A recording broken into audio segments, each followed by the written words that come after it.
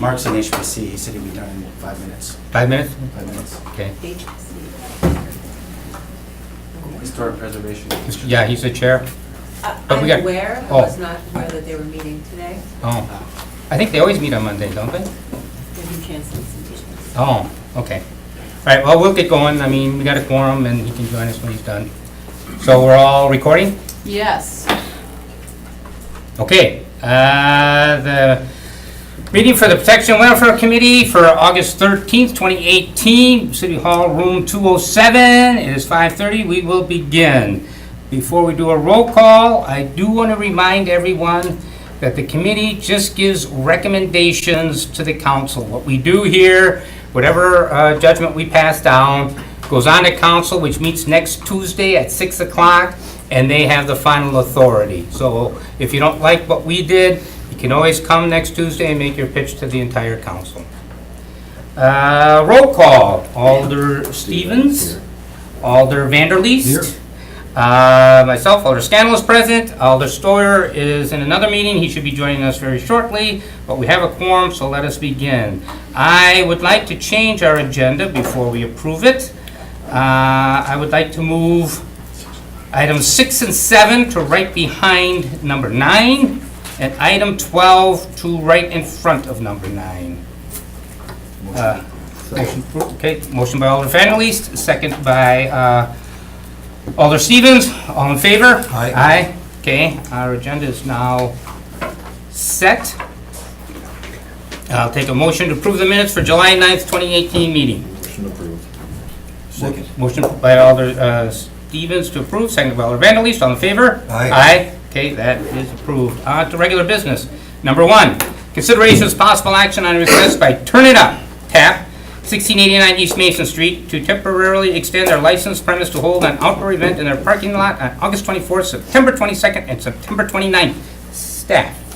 The city attorney's office has no objections. One concern we wanted to note is that there's no mention of an ending time on the event. So if they wanted to provide that possibly to the police department, that would be appreciated. Otherwise, no objection. Is anybody here for this item? Motion to open the floor? Yes. By Alder Vanderleest, second by Alder Stevens. All in favor? Aye. Okay, the floor is now open. If you could please come up, state your name and address. And if you didn't get a chance to fill out one of the forms on the sheet, if you could fill that out. My name's Chris Dine, and my address is 1540 Smith Street, And do you have an end time? 10 p.m. 10 p.m.? Okay. Thumbs up? Police department, if you will. Okay, any other concerns, issues? Anything you care to add? Any questions from? Okay, I'll take a motion to approve. Motion approved. Motion approved by Alder Vanderleest, second by Alder Stevens. All in favor? Aye. Sorry, to make a motion to close the floor. Oh, I'm sorry. Thank you. Yeah, motion to close the floor. Going too fast. Slow it down. Motion to close the floor by Alder Stevens, seconded by Alder Vanderleest. All in favor? Aye. Aye. Opposed? Okay, the floor is now closed. Now a motion to approve Second. by Alder Stevens, seconded by Alder Vanderleest. All in favor? Aye. Aye. Okay, that passes unanimously. Yep. We'll wait for. Got it? Got it? Okay, on to item 2. Consideration as possible action on a request by Richard Craniums, 840 South Broadway, to temporarily extend their licensed premise to hold an outdoor event prior to each of the 2018 Packer home games. Staff. No objections from the city attorney's office. No objection from the PD. Motion to approve. Motion approved by Alder Vanderleest, second by Alder Stevens. All in favor? Aye. Opposed? None. That passes unanimously. Okay. Item number 3, consideration with possible action on a request by Richard Craniums, 840 South Broadway, to temporarily extend their licensed premise to hold an outdoor event on August 25th through the 26th from 12 p.m. to 10 p.m. Staff. No objections from the city attorney's office. No objection from the PD. Motion to approve. Okay. That's a strange time to hold, from 12 p.m. to 10 p.m. the next day? Is that, am I reading that right? Like, I don't think it's going on the whole day. I think it would be 10 p.m. each day. Ah, Right. there we go. That makes more Take the sense. head nod in the That audience. makes more sense. That makes a lot more sense. Okay, motion approved by Alder Vanderleest. Second by Alder Stevens. All in favor? Aye. Opposed? That passes unanimously.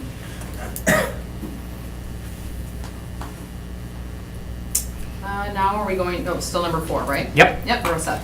Number 4, considerations, possible action on an application for a Class B wine only license by Badger State Brewing Company LLC at 990 Tony Canadeo Drive with a licensed premises description of building including production facility, tasting room, and offices and patio event garden and beer garden adjacent to building.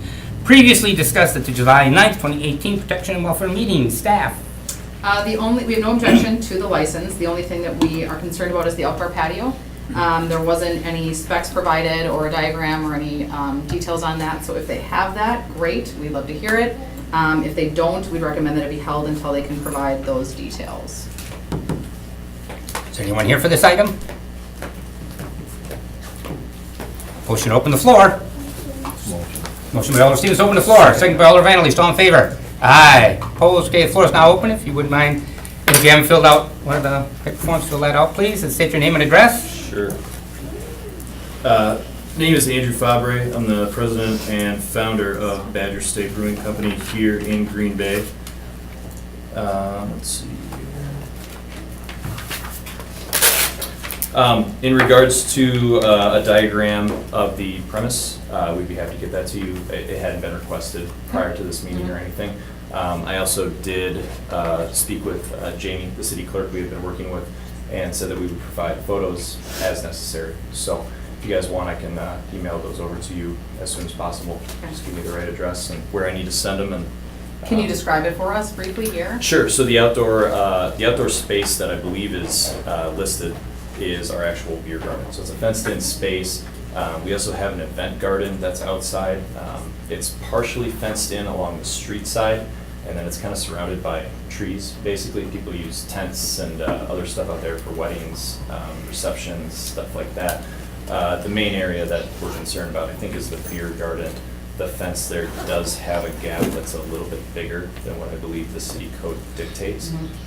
However, it's kind of in place there already, Right. so I don't really know what else you guys want from us outside of a diagram and kind of an illustration of the space. Right. So it sounds like it doesn't necessarily meet the specifics of our ordinance. You can waive that if you choose. You just make a motion that you recommend the council waive those specifics. I don't know if the police department has any input on Badger State, but.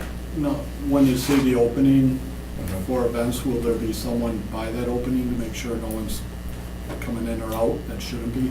For the beer garden space? Yes. Yeah, we have bouncers that control every entrance Okay. whenever we're serving on any day of the week, whenever it is.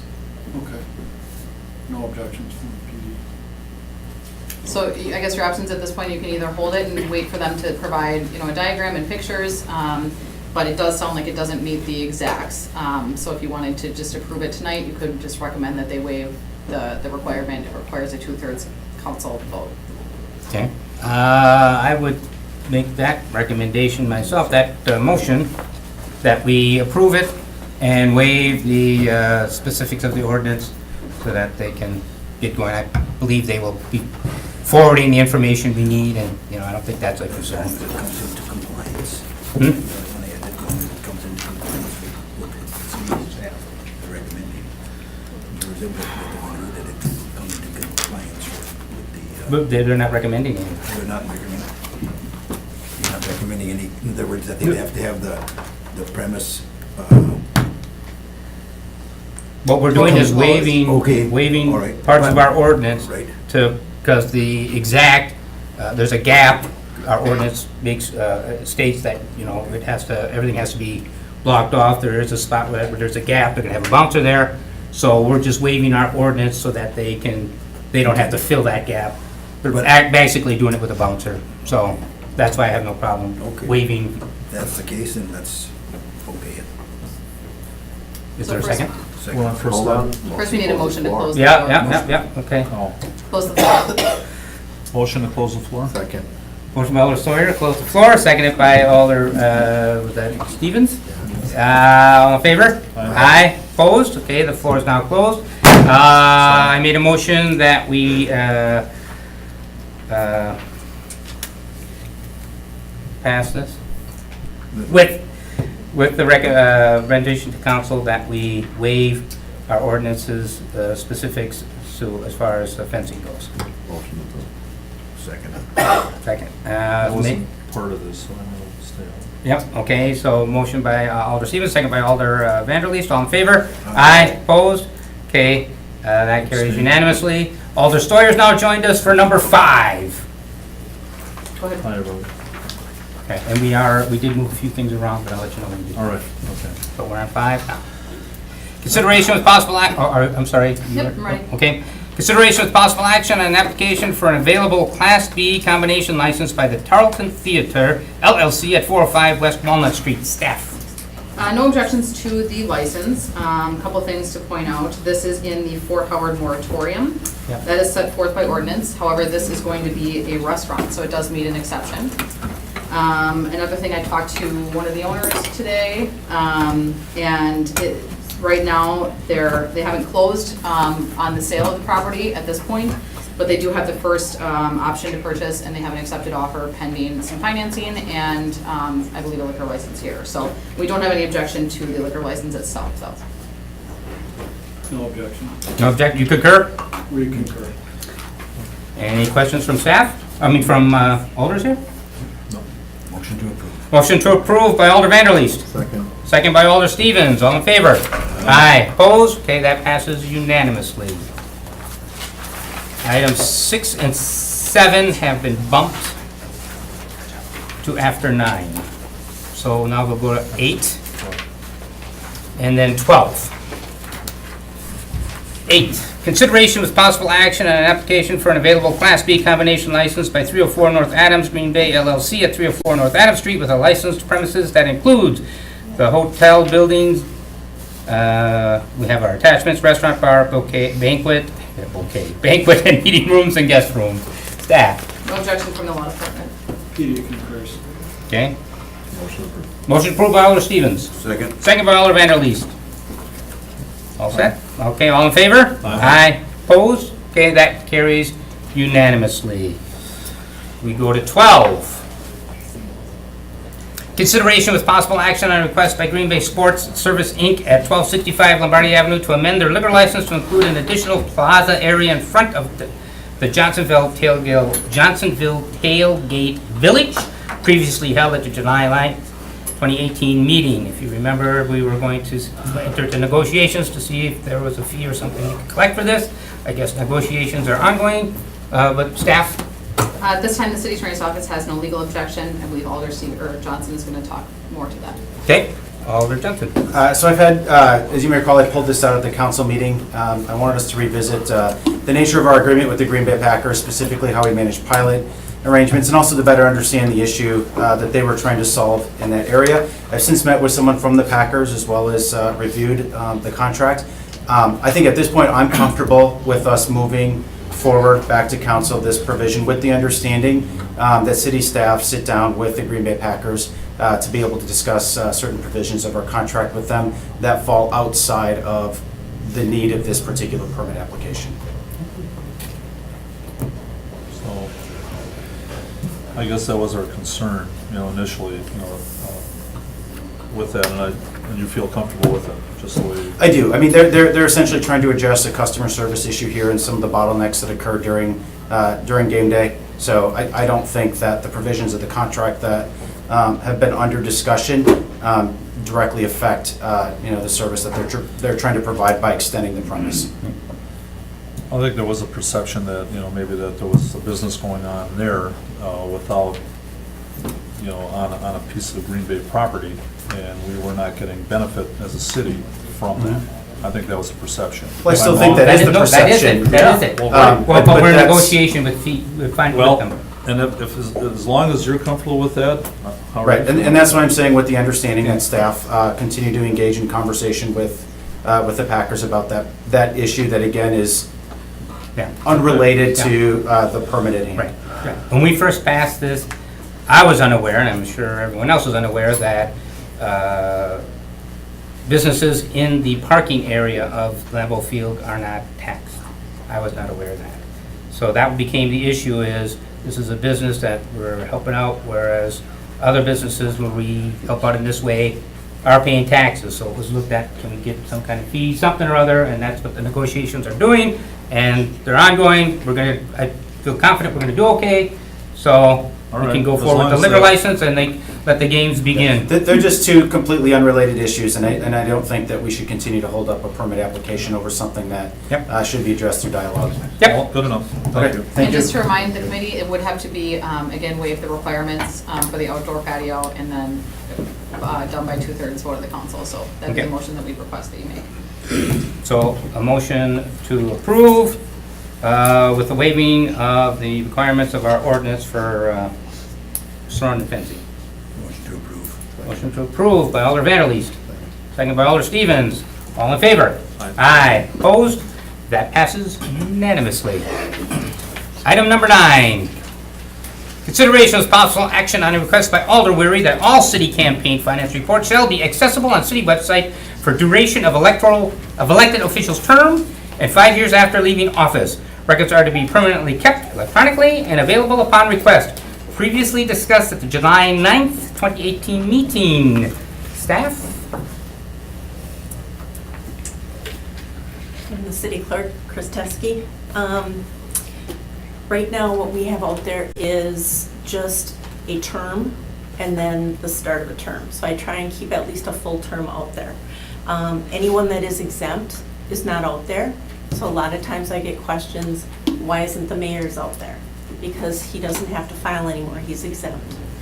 I'm not sure about this request. You know, when Alderman Weary, when you're stating to leave it on the website for 5 years after they're out of office, so like for the mayor, you want 16 years out there plus 5 years? Is that what you're asking for? But he's exempt now, so he's not out there, so you're asking for anything? Well, let him come up. Well, he can speak. Yeah. He's an Alder, you can speak anytime. Yeah, Come on. thank you, Let Chris. him come Yeah, up. I was looking for, mainly transparency. It seems like once you're not able to file anymore, or you don't want to file it, it just disappears. And people might inquire as to who donated, or what did you spend your money on in the last election, or, a couple elections ago, especially for people who were in office. I think that's something that we can put in there, it's readily available with electronics these days. So the issue is then, first of all, the retention period right now, as it's stated, is 6 years. Okay? So, and the other thing is, I did talk to Shelby in IT, and putting that much information out on the website is going to slow our website down. So the information is ice available in the clerk's office. Someone who comes in does have to pay, but they don't have to pay for their own if they need a copy from, Uh-huh. Doesn't the state also keep track of this? just the state. Ours, local isn't on the state website. It's not on the state? Oh, okay. That's, I was wondering if we could maybe just connect to them, but if it's not, Nope. we're not. So Chris, this has not happened before at all? I mean, in your experience on council? I mean, what's? No, putting it online really is a recent addition Yeah. in the last Right. couple of years. I guess how long would we store the information if someone came in and just requested a copy? Well, it's 6 years, they're 6 years. And then everything's purged? Yes. So we could change that to the term of the office holder plus 5 years? I think that'd be fine for storage purposes, because Yeah. then that won't take up the. Right. Well, it's a Word document pretty much, isn't it? No, Well, it takes up, I think as all long that as it's information available, would it take doesn't up. have to be clickable. Well, It's still- Right. It doesn't have to be available on the web, as long as we have it available. And we do have some of the more current on the web, correct? From 2016 on. From 2016 on, Yeah. yep. Can I interject briefly? Certainly. The state currently is finalizing a revised records retention schedule. The city right now follows the state records retention schedule. That's how long we have to keep our information. So we've been reviewing the revised schedule. We are recommending that the city continue to follow the state schedule. Once the state formally adopts that schedule, we will bring that forward to protection and welfare, or policy at that time. And then if it doesn't meet the requirements of, how long you guys want to keep that information, you can recommend that be changed, that those specifics be changed. But it does address election and finance and things like that. So we would recommend at this time, leaving it the way it is. We'll bring it back when the state finalizes their new plan. Come back, if you don't like what they have to say, change it or recommend changing it, and then go from there. That's what we'd recommend at this time. Is there a timeline for that? I believe the next month. Oh, Pretty quick. yeah. Well, Yeah, that's usually when Is you it- talk to state, it's years. Yeah. No, then that Well, would and I be say fine, that now, but Since we'll be handling under that anyway, this will all wrap into it, that's fine. so then the motion should be what? We could receive and place this on file, and then when they, okay. Bring it back. So we will be seeing it again. Yep. Yes. That's fine. Yep. Receive and I'll second that. Okay, motion to receive and place on file by Alder Vanderleest, second by Alder Steuer. All in favor? Aye. Opposed? Okay, that passes unanimously. Now, 1 second. we are going to 6. And then 7.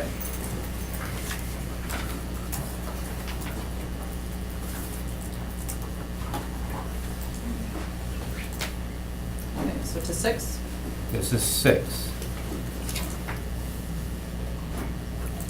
All right.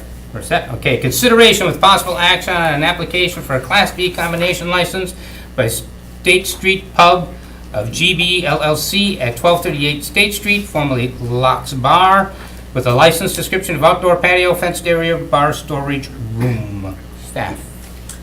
No objection to the license. A couple questions on the outdoor patio. I believe there was an email from Inspector Rob Cormier in your packet. He indicated that he went out to inspect and there is currently no outdoor patio. So we would want some specifics on that because as you know, we have requirements on those. So if we could get some specifics, that'd be great. And then you can decide how to proceed from there. You did deny? No, No, just let's not find deny, out. but- Let's find out, yes. Motion open the floor. Motion open the floor by Alder Stevens. Second? Second by Alder Vanderleest. All in favor? Aye. Aye, the floor is now open. Please state your name and address, and if you haven't filled out one of the cards, please fill it out. My name is Tara Hansen, and I'm the owner of State Street Pub. I did bring some pictures, I don't know, that's what I was told to do. With the outside part, there's a part that is, the building is on the corner. There's a part that's fenced, that's just grass. Eventually, what we'd like to do is add on a patio at the back door and fence that in. So, the one part is already there, but it's, like I said, it's grass. And then the other part, we would eventually do probably next spring. They originally told me when I applied for my license to make sure that, you know, if we were considering doing that, make sure you put it on the license. And then to take pictures and bring them with us. So that's what we did. Okay.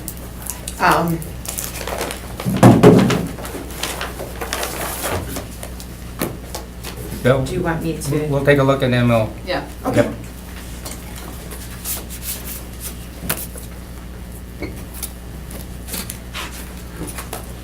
This way and then back.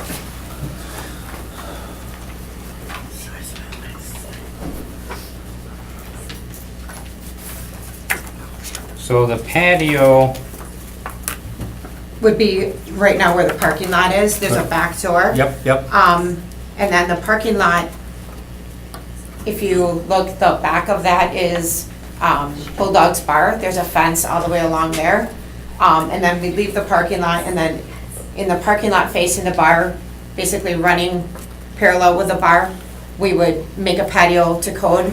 He said do you remember how many square feet he said we could do?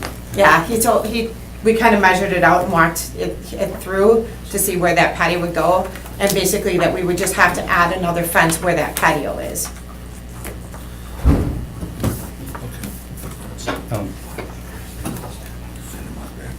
yeah, So, and then why don't you pass these on to Kristen and Councilman. question, I don't know. Yeah, I'm just trying to get a handle on. are these The patio is how big? pink locks? Those are locks. Yeah, Those- that's on the fence because of the bar that it was locks.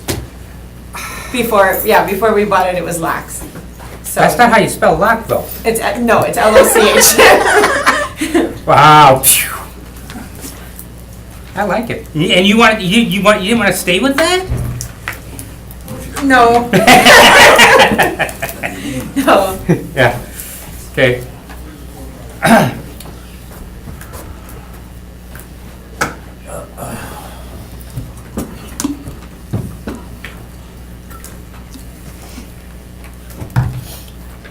I guess, the concern from the law department is that it's not built yet, so we don't know exactly what, if it's gonna meet the requirements, or even if you guys wanted to waive it if it doesn't meet the requirements. It's pretty simple to approve the liquor license and then add an outdoor patio once they have maybe more specifics. I think that's what we recommend at this point. You said not till next spring, so we Yeah. approve the license now without the outdoor patio. As soon as you know, some more details, you can have somebody come out there with, measurements and submit just a little bit more detail. What about the grass area that's fenced in? You mean you want that license right now? Yes. I mean, if we can't, I mean, my biggest thing is to get the license going for the bar so we can open. Right. You know, I mean, that's number one. Right. But like I said, the grass area is fenced in. We could start with that. I mean, that would be my goal. If we can't, if we have to suspend that and wait till we get, the patio part done too, it's not, I don't know how much, obviously, there's not much of summer left. So, Right. Yeah, I mean, I guess that's up to you guys. I think we'd still recommend that it be just approved without the outdoor patio at this point. Have we done that often? I mean, Done what? in the past, something like this?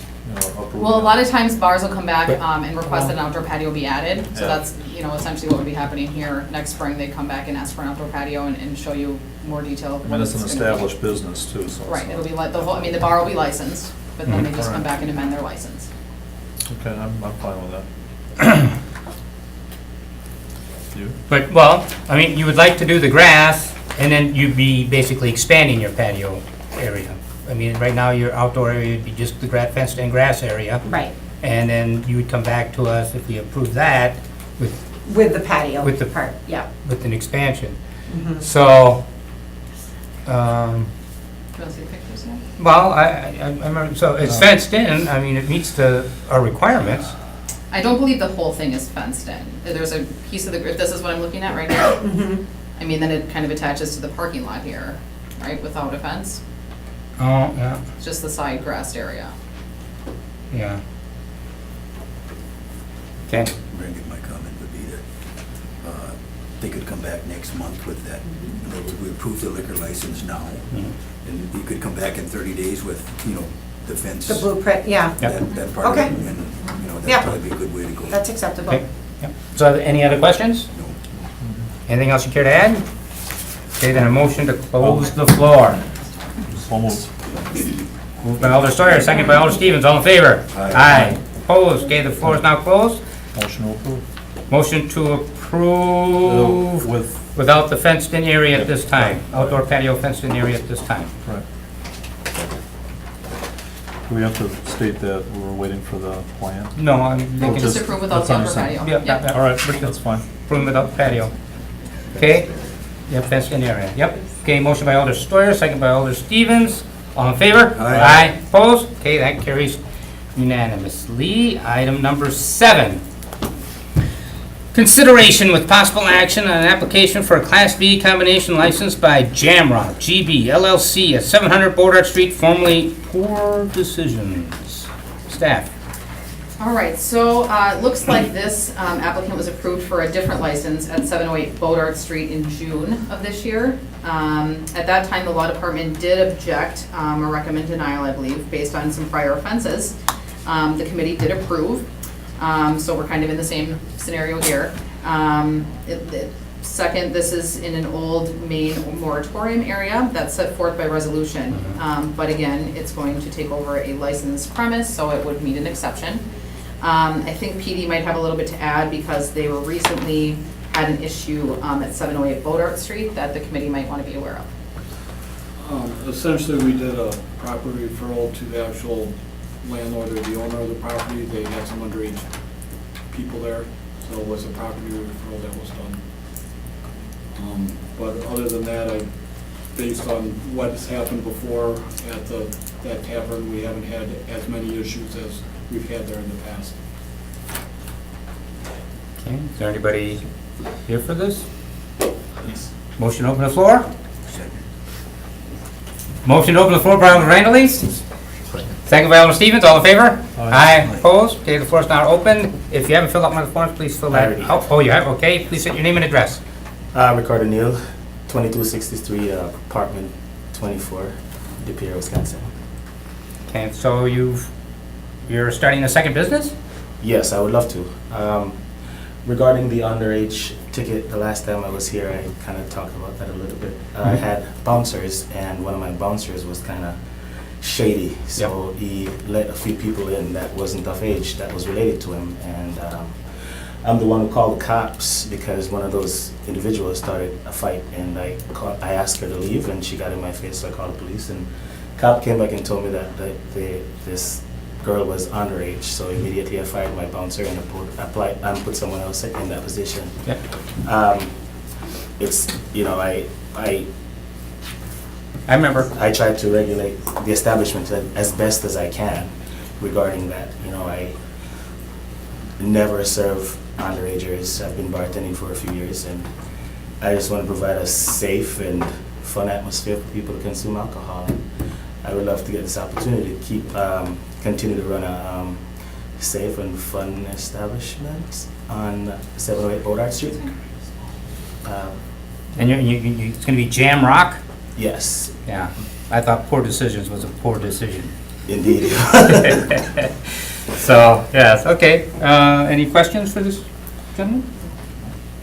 I guess, like you were saying, you had that one incident. Have there been any other incidents according to the police there haven't? No, I have not had any problems since then. You know, I've had, like you said, I've had issues in the past, but I had a partner that kind of misled me down the wrong path. What he wanted was not really what the city would work with, and I found that out. Got rid of my partner, took over, and cleaned up the environment, and you know, it seemed to be Going good. sailing smooth.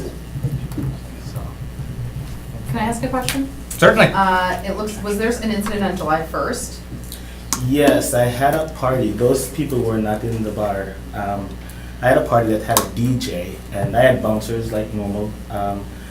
The downtown was charging a cover charge, and my people there were posting online, and all of a sudden, we got slammed. But we tried to keep those people from coming in. So I had 3 bouncers, 1 at the back and 2 at the front, and I'm the one who called the police with that to help me clean the street off because it was like a fair over there.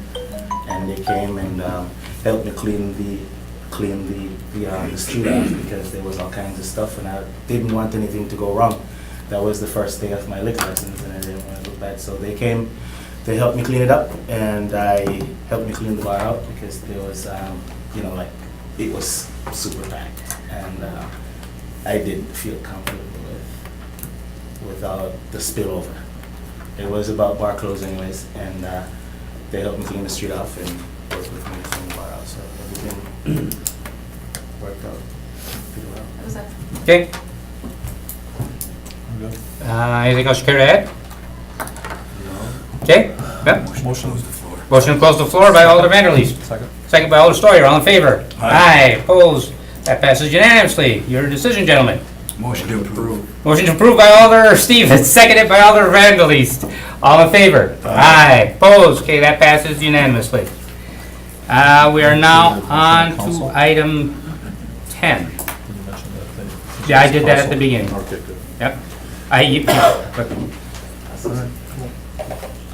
We're on 10 now? we are on 10 now. Consideration of possible action on appeal by Lisa Trotter objecting to the decision that her dog was declared dangerous previously held at the July 9th BMW meeting. Officer Mavis?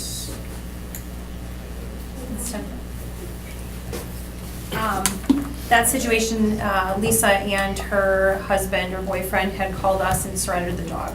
It was too much of an issue. So that has been taken care of. I actually let Attorney Mays know about that, I think, 2 weeks ago. Okay, so we would just simply receive and place on file? They surrendered the dog themselves. They didn't want it. So Yeah, they so I contacted think- the police and then, I think you would deny at this point, deny the appeal. Deny the appeal, just gone, okay? Motion to deny. Motion denied by Alder Steuer, second by Alder Vanderleest. All in favor? Aye. Opposed? Okay. That motion carries unanimously. It's denied.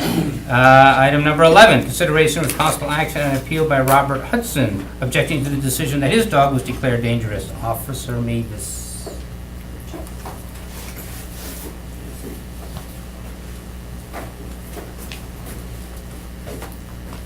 Officer Mavis, I'm a humane officer and patrol officer with the Green Bay Police Department. On July 16th, I had received an email from our police chief, Andrew Smith, after he was contacted by Karen Techmeyer.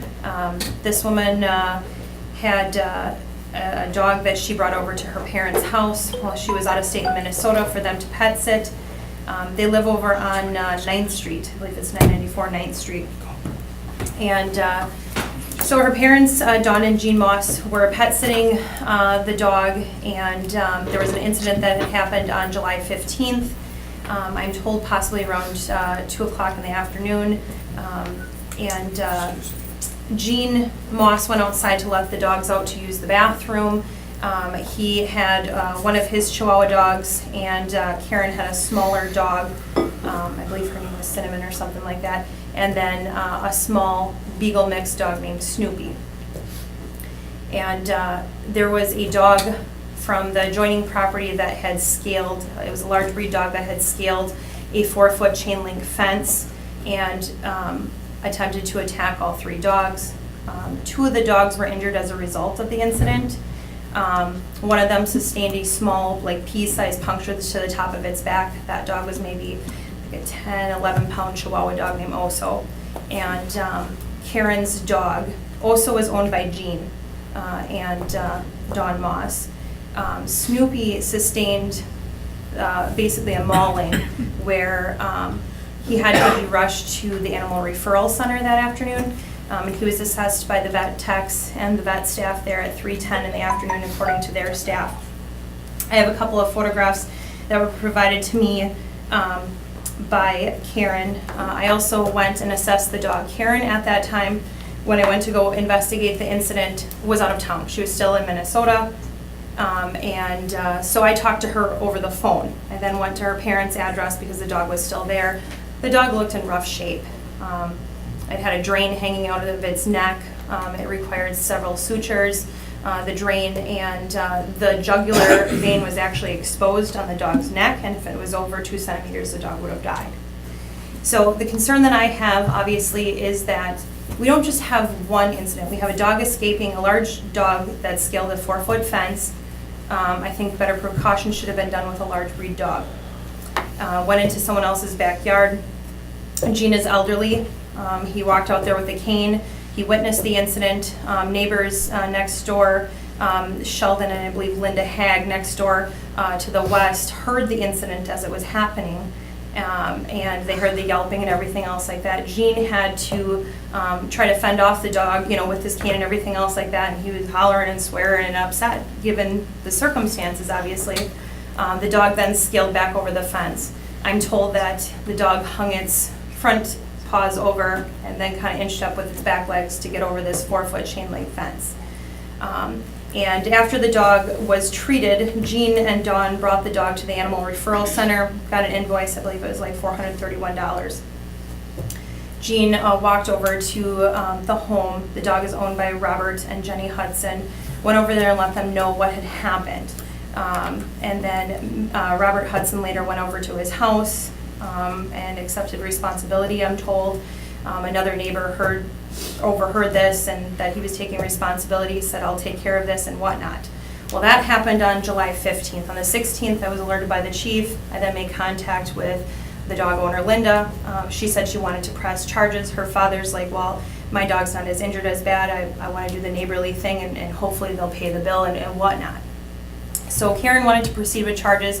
At that point, I then went to go talk with Robert. I realized that Robert and I had prior contact when I denied his permit in November 27th of 2017 last year, when I believe he was living at 837 15th Avenue. At that time, there was a concern of some ordinance violations, unvaccinated animals, in-home daycare, too many animals, not enough space. At that time, yes. Yes, I remember. Right. So at that time, they tried to get stipulations to allow him to keep the dog, but, remove, he was going to find a place outside the city. But then they didn't want to put stipulations in because it could not be enforced. Yep. So then, unbeknownst to me, this was approved, I guess, by full city council, and I was not aware of that. And I felt like I probably should know about it because I'm the one that has to enforce these issues, and I'm going to be called if there's a complaint. So that was, I guess, approved, I want to say December 6th, maybe, and I did not know that. So then, through my investigation this time around, I discovered, well, Mr. Hudson still had the third dog, and he's now just relocated to a few blocks over from where he previously was. So at that time, I had issued him a citation for keeping more than 2 dogs. I had issued him a citation for penalty for an animal causing injury or damage to property. It's like a $178 ticket. And then he said, well, I have minute notes and stuff like that, and I wanted to verify with the city as well what the minute notes were because he said it was approved by full city council. So I did get the minute notes. And it did confirm that, yes, there was talk about him relocating outside the city, but there was not going to be any stipulations. So he was approved to have the third dog. So I met with him. I removed the citation for keeping more than 2 dogs, obviously, because if he's approved to have it, he's approved to have it. I did write an animal violation notice because according to our city's dangerous dog ordinance, I have to write in written form, a dangerous dog declaration to say that you have 5 business days to remove the dog based on this. So the dog met the criteria of a dangerous dog to be in the city. We had multiple attacks in one day. We had, the dog scaling a fence and everything else like that. Mr. Gene Moss walks around now with a canister of pepper spray in his own backyard. He doesn't feel safe. I have safety concerns about this. Based on that, we had a dog almost die. I don't want to risk anyone else in the city to deal with this. I don't believe that the dog is aggressive towards people, but I do believe that the dog has some issues with other dogs, likely smaller dogs. There's different kinds of aggression, food aggression, animal aggression, people aggression, whatnot. So I issued him a notice to have the dog removed. On July 16th, I had given him a written notice to have the dog removed from the city limits by the 23rd, July 23rd. I left out of town. Now, I explained to him in person twice, once at the police department and once when I was at the home, they're explaining and investigating this situation with another officer. And I explained to him the process. I gave him a copy of the dangerous dog ordinance. Here are the criteria. This is what's met. I explained the appeals process. I said you have to remove the dog from the city limits within 5 business days. If you choose to appeal it, here's the process. You can be heard in front of Protection and Welfare Council members to address this issue. So he understood, and then when he again inquired by phone, and I explained it to him by phone again. When I went on vacation, I was out of town. He put upon it himself to contact my supervisor, Lieutenant Matt Kane.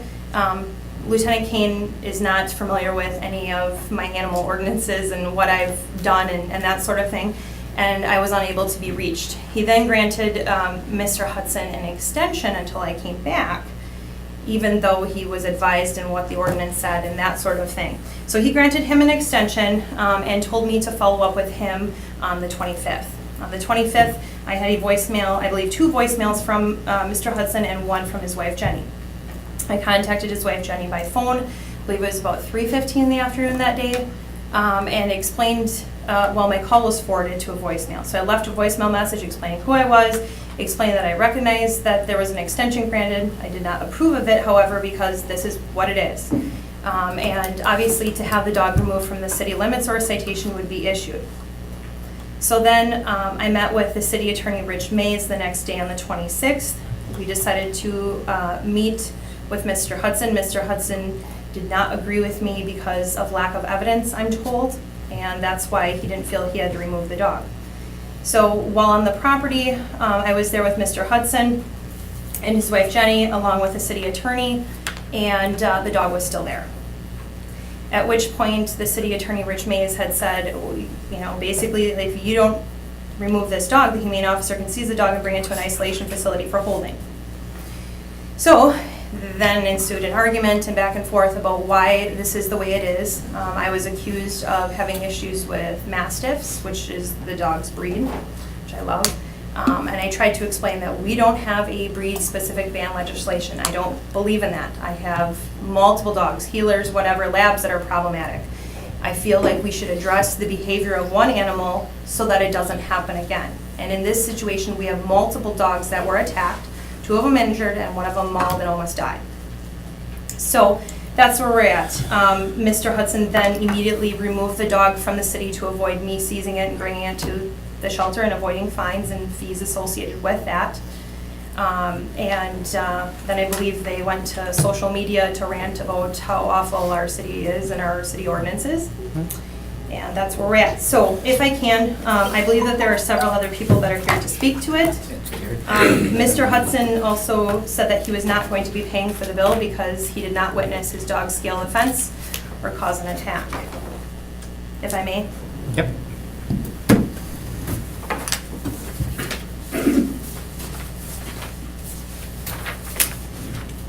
Quickly, you said the dog was removed, or where was it removed? I believe it was in Sabisky or something like that. I was outside the city limits. I'm told I not to need an address. This is the dog, Kane. This dog is owned by Karen Techmeyer, which is Jean and Dawn Moss's daughter, which I think she's right there. I'll show you some pictures.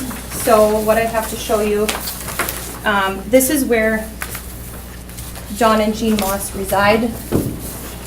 Sorry, my color printer died. That's all right, that's all right. Black and white works. Yeah, and we save it in ink, I suppose. This is where Dawn and Jean live over on 9th Street. The front porch. This is the backyard. They have a completely enclosed backyard. And this is the fence that is shared between them and Mr. Hudson. I believe it was 1228 14th Avenue and 994 9th Street. Whose fence is that? I'm not familiar. You're not familiar? I'm Okay. not Just sure. divides I would two ask like properties. zoning or Right. something Right. like that to find out. But this is the fence, this is the side view and the area. And apparently Snoopy the dog was cornered here. Now, oh, okay. Okay. I guess she's got some lot line. But anyways, so the dog was cornered here and the other dog was, you know, So the dog came over the fence and attacked. All 3 dogs were in the backyard. Jean and Dawn were pet sitting and that sort of thing. And one of the dogs, this is the little guy Oso, he was first attacked and Jean went to go deal with him and then saw this other dog go over by Snoopy, the Beagle mix, and nail him really bad. So she And that's saw when he went over there. The witness, she was there. Yes, Okay. he was there, yes, He was- correct. Do you guys have a copy of our dangerous dog ordinance at all? Yep. Yeah. The criteria that have to be met? Yep. Okay. And then this is the bill from the Animal Referral Center, as well as the extension that my supervisor granted. But that was extension that was just granted till you came back to deal with it, correct? Right, and I advised them by a voicemail, which Jenny Hudson later had saved and replayed back. And my thing is, I don't want to have to repeat myself over and over again. I get exhausted. I guess the question I have, Mallory, is that, okay, you were gone and your supervisor made a decision to extend. Do you have any other backup as far as No. when it comes to this? No. So how do you, I mean. The this could city be all- panics. Okay, well, The I'm city just panics wa- when I'm not here. And I'm just, frankly, I'm honest with that. To be honest, I've been off the last 2 weeks. I came back today. I had 378 emails and voicemails to get back to people and 2 bats in a refrigerator that were involved in a rabies case. So Wow. I stay quite busy. I would like, maybe in the budgeting, a Yeah. second one. Get to. we'll Here's deal with the original notice. If you need to see my paper written notice. Isn't this on, yeah, this is in. I Yep, yep. issue a carbon copy. I just wanted to make sure Oh. that you guys have it, Yeah. to show that both were there. Yep. And I do We got- believe, We got documentation. so- and the bite injuries are consistent with a larger breed dog, Mhm. just so you guys are aware. Do you need this at all? I've seen them all. And you've Okay. seen them all, too. Yeah. Yeah. Okay, and I believe that there are people here to speak to this as well, other Yep. than myself. Yeah. So with the plot line here, we, The Is like this- northeast corner. okay. So this. They have a long property that extends like west, So they did get a bigger, they did move to a bigger property. right, Yeah. So we're- Which was our concern with the, So the dog came over here, no.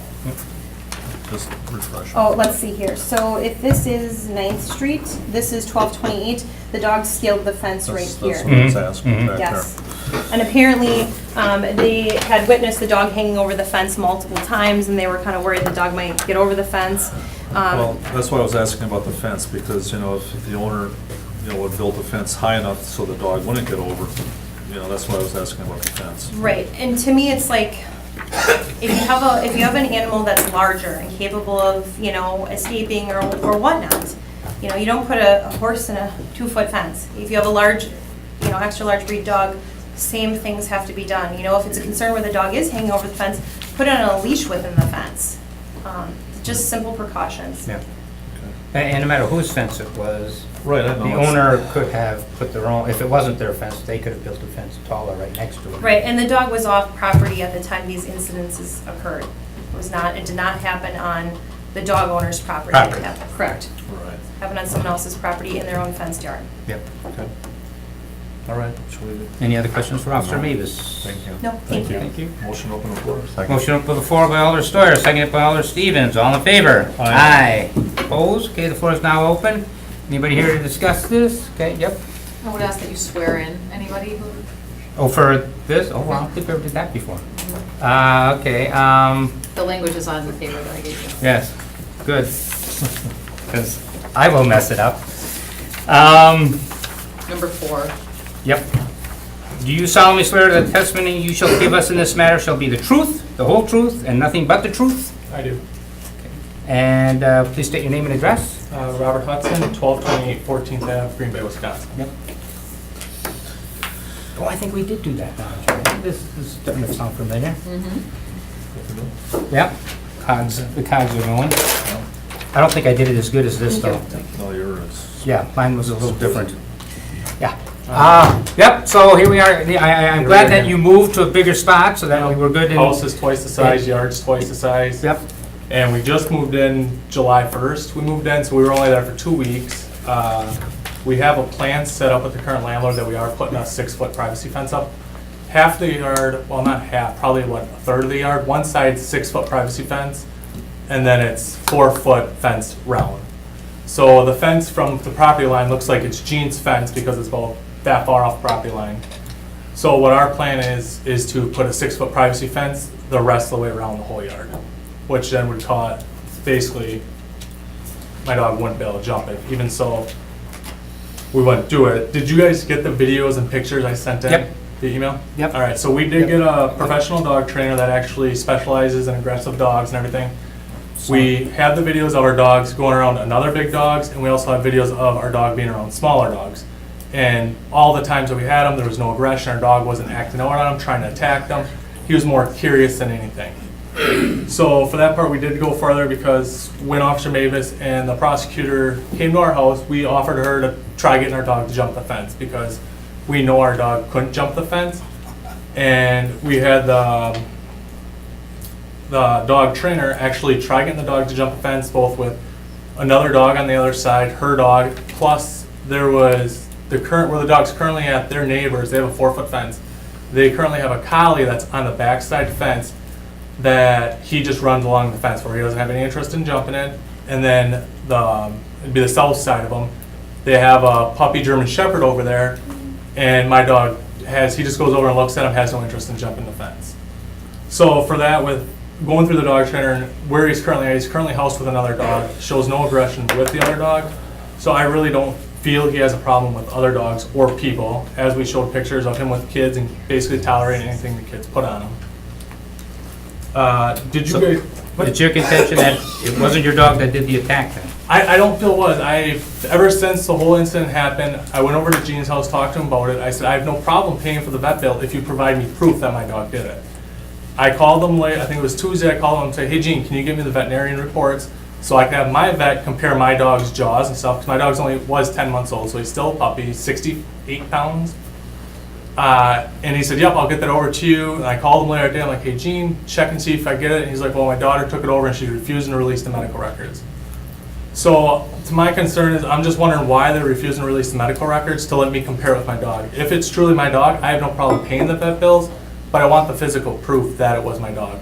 My dog has no marks on him. I took before basically pictures after the incident, like a day after. Took pictures of his underneath where if he would have climbed the 4-link fence and got over, he would have got scratched. But we had 2 police reports. Did you guys receive one of the police reports or just both of them? I believe we have them both, if I remember. I remember looking through the documentation. Yeah. This is from page 239 to 262, it looks like. That helps. Something here. Agenda.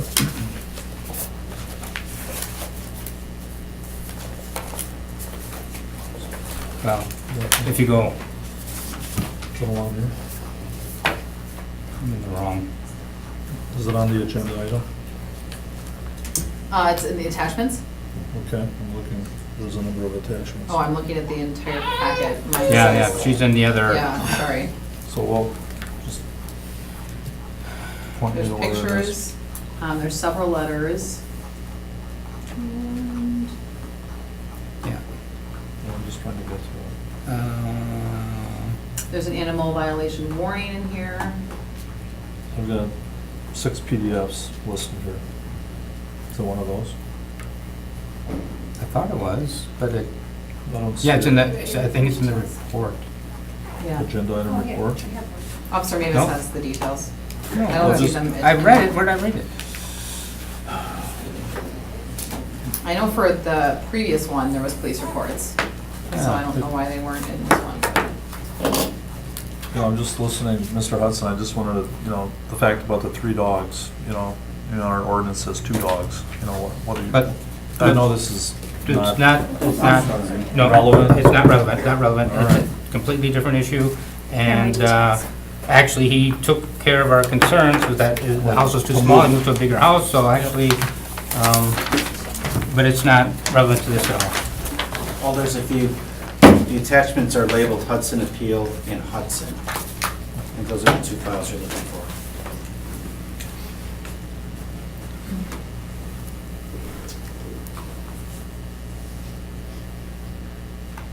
Yeah, yeah, it follows after, yeah. Okay.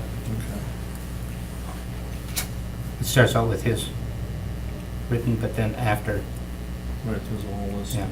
Knew I read it somewhere.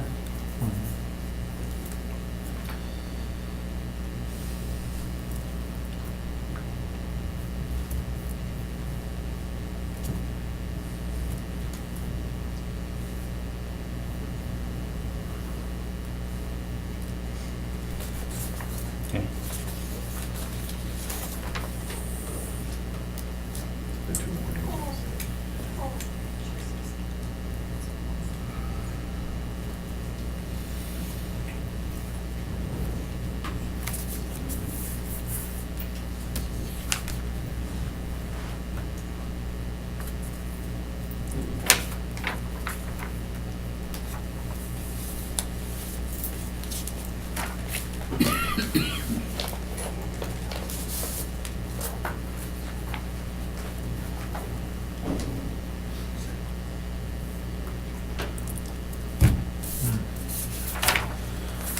You've got the Yeah. first. Yeah. You wanna look at it? So,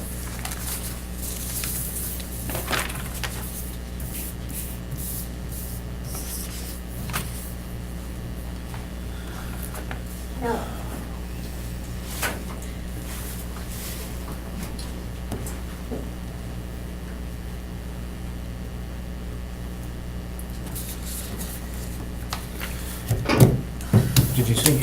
Okay. it's not- Well, And I then- don't know if we have all the witnesses. Yeah, so basically there's 2 police reports done. There was one done on the that was done before the 23rd, so a week after the incident happened. I went and filed to get my police report. got it. And when I met with Officer Mavis on the 25th, because her lieutenant told me to wait until she gets back, because from what he saw in the reports is the reason I had to get rid of the dog is because I was over the 2-dog limit. So he wasn't sure what was going on. He's like, so before you do that, wait until she gets back, and then I will get back in touch with you. So me and my wife, we were in the understanding that we were going to hear back. I think his name's Matt.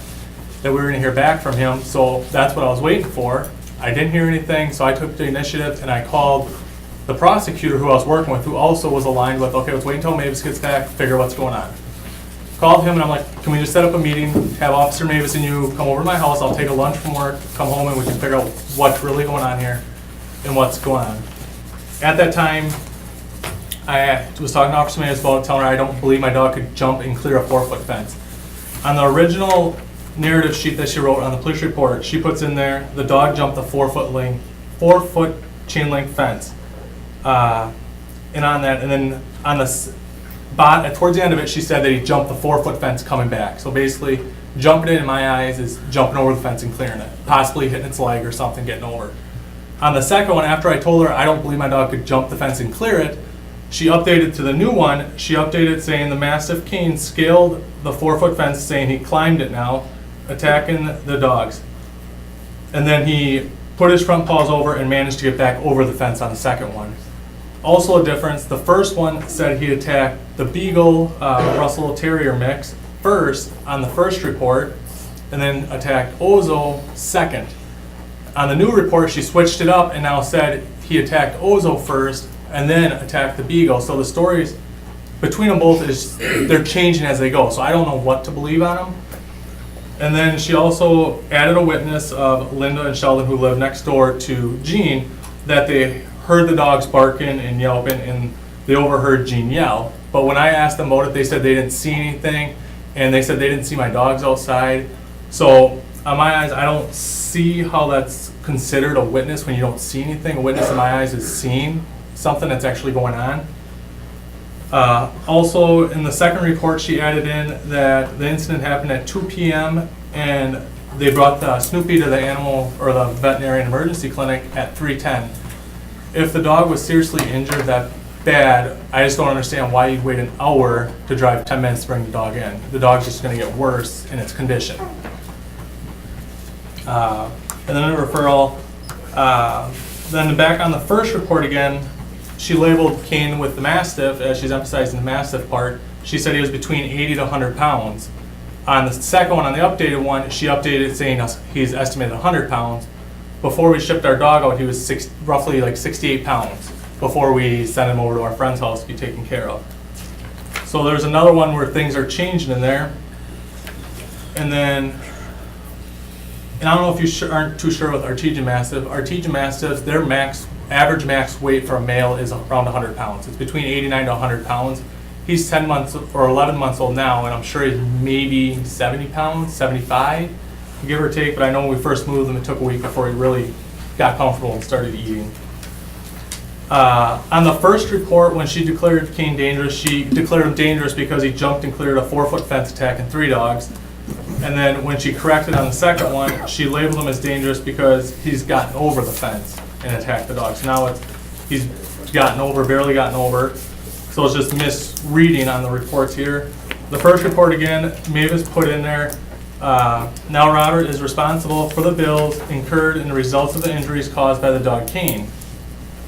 On the second report, she changed it to saying Robert has accepted responsibility of the incident involving the dogs and met with Gene after his wife, Jenny Hudson, informed him of the incident. Robert is liable for all the bills costs. With that in regards, I never once accepted full responsibility without the proof. My thing was I want the proof. And she put that in there saying that I accept the full responsibility. I actually have a third party that was at my house when her and the prosecutor came over and discussed it. And she emphasized again saying that I took responsibility when I didn't. Around the time frame when this incident happened, I was in my backyard. Well, I got home around like 1:40, 1:50. I have a GPS on my phone that I can show you the pictures and show you what time we truly did get home. We got done grocery shopping. I basically unloaded the vehicles, got everything put away, and then I went out back and I started cutting up the branches. We cut down trees on Saturday, which was the day before the incident supposedly occurred. and I was back there trimming up trees. So I was in and out of the house in that time frame. But in that, also in Mavis's report, she said that Jean claims I was not home at all when this occurred. So because I asked her why wasn't I approached as soon as it happened, being I was going in and out outside, you obviously would have saw me going out there, is I would have brought it to my attention right away what was going on, being they didn't leave to go to the animal clinic until 3 p.m. So they waited an hour to leave. And then also with it, going back on, with Mavis coming over, I asked her if she could do a DNA swab of my dog to verify if it was his bite marks in there. My aunt's a veterinarian down in Appleton, and she says with dog bites that are life-threatening, they do like a swab of the wound to hopefully get the saliva of another animal which caused it to match up the DNA for this kind of instances. She came back saying they didn't do that, and it's not something that's normally done. And I asked her, how am I supposed to truly get proof that my dog did it besides the veterinarian saying, or she told me that Jean and Karen told her the veterinarian said it was a large breed that attacked it. Well, in my eyes, if my dog truly did it, I would have been outside, most likely I was outside. But also, she informed me that there's not really any other large dogs around in the neighborhood. But they're across in front of me, the guy has 2 dogs, and there's people walking large breed dogs, labs, labradoodles, I saw a collie. So there is larger breed dogs in the area that I'm just asking for proof that it was actually my dog, where the proof is, not just a he said, she said thing.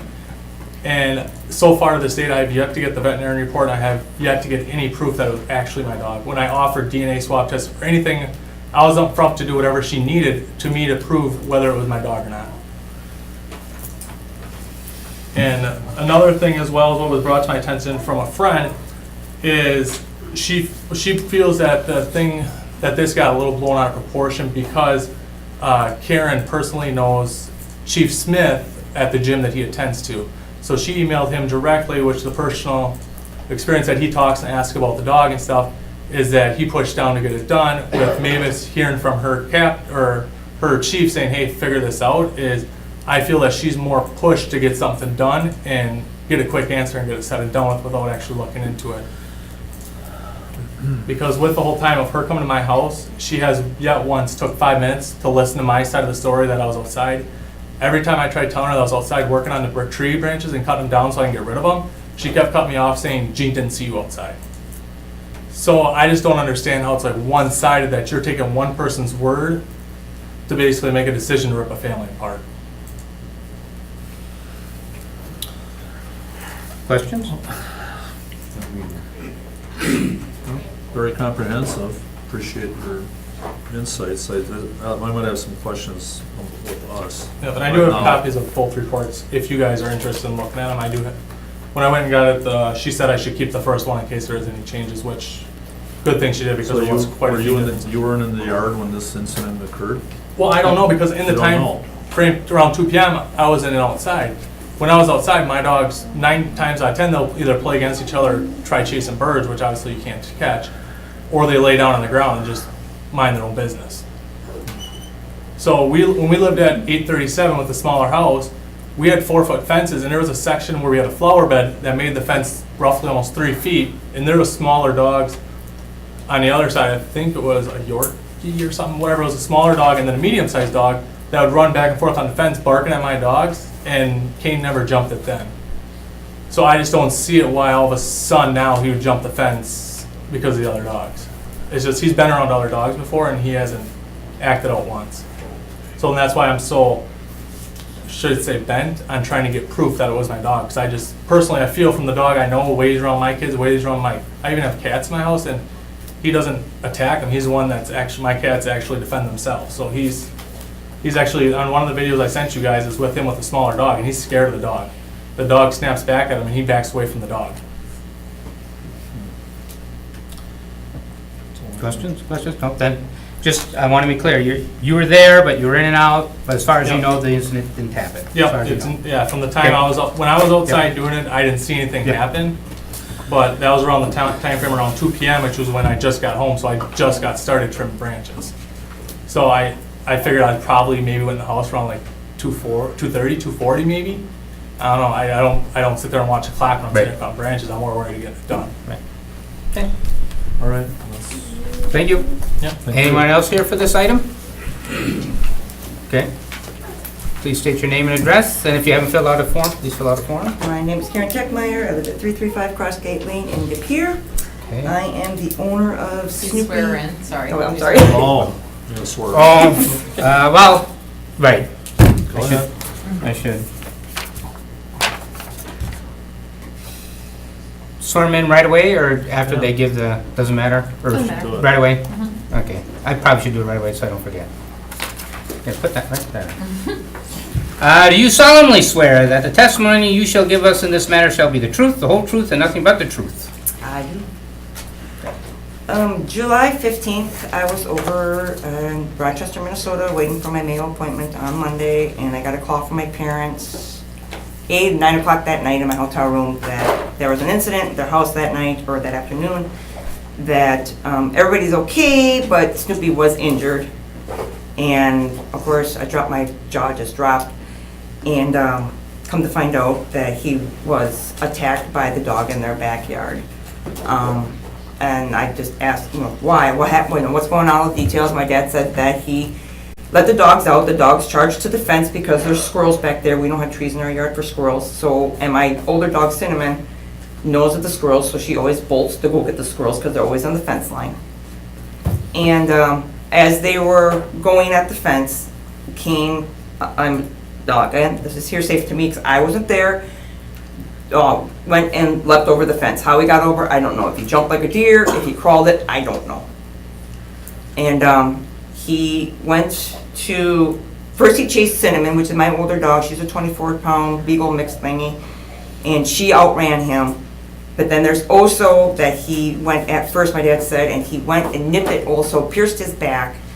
And then Snoopy panicked while he's watching this and ran into the fence, the corner of the yard.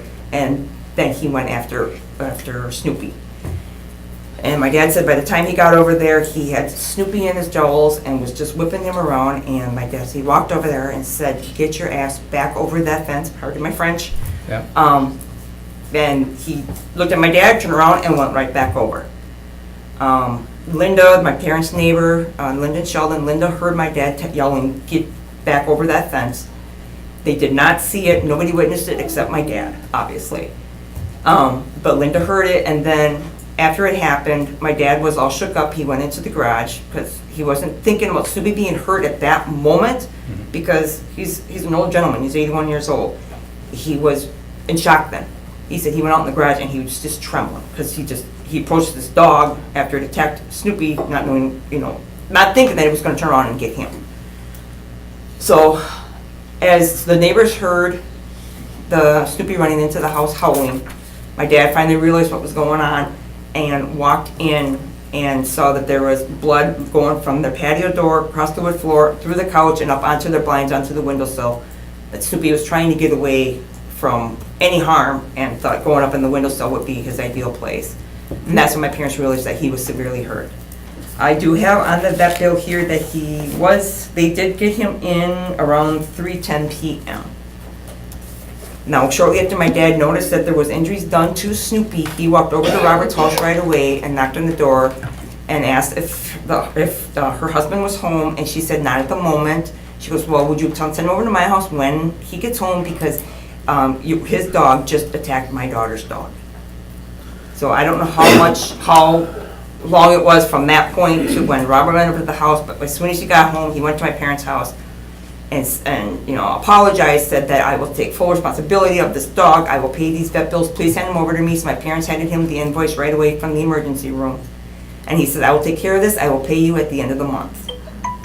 Sheldon next door heard that part because he was in his living room, which is right next to the door from, it's not a great distance from my parents' back door where Robert was to where Sheldon was, and heard him say this to my dad, that he will take care of all the vet bills. So, and after that, they took him to the vet. He was treated. He had a drain tube taken out. I did contact the vet, the emergency again, and asked if I could have any kind of documentation if they would. And they said they can't. There's no determining what size dog did this. All they know is that he was bit in his right shoulder and it went over into the left side of his rib cage where the big puncture wound was, and then he had 2 more to the side of that yet. But they said there was no way they could say, if this was done due to a Mastiff or a large breed dog, or just because of the fact of he's so small that it wouldn't take much to bite him. So they did not do that. That's all I could do. And that's the reason, and I didn't want to not release the medical reports, because at that time, he said that day that it happened, he will take responsibility. But then it was kind of weird that after I contacted the authorities, he's retracting that now. So my dad now is terrified to go out in their backyard. When he goes out, he ties the dogs up on a leash and takes them out into the front yard. If he goes out in the backyard, he'll stand on the patio with the dog on a leash, let him go potty, and then he takes them back in. He's got a sign on the gate to the backyard saying, vicious dog or mean dog, caution or something like that. As far as what Robert said about the other dogs in the neighborhood getting at him, my parents have very little bit of fence that's exposed to the front of the sidewalks, and there's no dog to the right side of them, and there's no dog to the left side of them. His dogs are the only ones that have access to their backyard. If my dad was taking them for a walk, which he wouldn't because he cannot handle Snoopy and his other dog also at the same time. So there's no way he could have had them out of the yard to get attacked. I've talked to other neighbors around there who have seen these dogs. They have seen his dogs fighting with one another where he's had to step in and separate them. And then others saying that, because I had walked around with a petition, explaining the story, let him read it. And I said a large breed dog did this to my dog. And the guy said, well, my dogs who are like 25, 30 pounds, he said, they can jump over a fence, and any dog can jump over a fence. My parents' dog, they have a rat terrier mix. She can clear their back patio door. When she wants in, she jumps like a kangaroo. She bounces up. She has to clear 3 or 4 feet because she wants in the house. So my big concern now is I am not a homewrecker. I do not want, I hate the idea of the dog being taken away. But the dog at that day was dangerous. It hurt my animal, it hurt my father's animal, and almost got my other one. That would devastate me if it was my dog.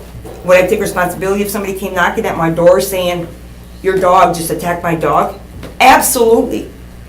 It doesn't have to be labeled as a vicious animal or anything like that. Dogs can attack at any time. So, my dog bit your dog? Okay, that's fine. I will take responsibility of it. I will not try to get out of it because it does happen. So I don't label any dog, no matter what the size, a vicious animal, because all dogs can attack at any time. And I just want my parents to be safe, to be able to go out into their backyard where they have been for 20 years and not have to worry about something else happening to Oso or my parents' other dog. I'm heading out of town tomorrow. They're dog sitting again tomorrow for my dogs. And all of us, we're scared right now. Because if he comes back, we're going, can we trust it? Is he going to come back over the fence? I don't want to play Russian roulette and find out with my dogs. So I just want my vet bill paid, which overall is $470. And I don't mind if he gets the dog back if there is a 6-foot privacy fence put up. But I do not want that dog back in that backyard until I know that my parents and all the neighboring people are safe from him going out. Because I also had people telling me when I was out walking the other day that live across the street from Robert and Jenny, saying that their dogs have been in their backyards even. They walk out alongside the house somewhere, I don't know, but they have seen the dogs in their backyard and they actually remain in the house until the dogs leave again. So I'm just scared for the people that are around them. If he's done it once, he's liable to do it again. And I'm just scared for everything and everybody around it. I guess I just have one question. Maybe I'm missing something here, but it sounds like your father might have been the only witness to this? He is the only witness, except for the neighbors that heard. Okay. It was Linda, and then somebody, a couple houses over and across the street actually heard my dad yelling, get Your father is here? Yes, he is. Okay, well, I'd like to hear him. Yeah, well. Okay, he'll be here next. Yeah, So yeah. that's, Any other questions? Great, thank you. Yep, thank Thank you. Anybody else for this? Looks like we got a couple of those, but. Okay. Yeah, please fill that out if you haven't filled it out. And Do you solemnly swear that the testimony you shall give in this matter shall be the truth, the whole truth, and nothing but the truth? Yes, sir. And your name and address? Gene Moss, 994 Ninth. Okay. Okay.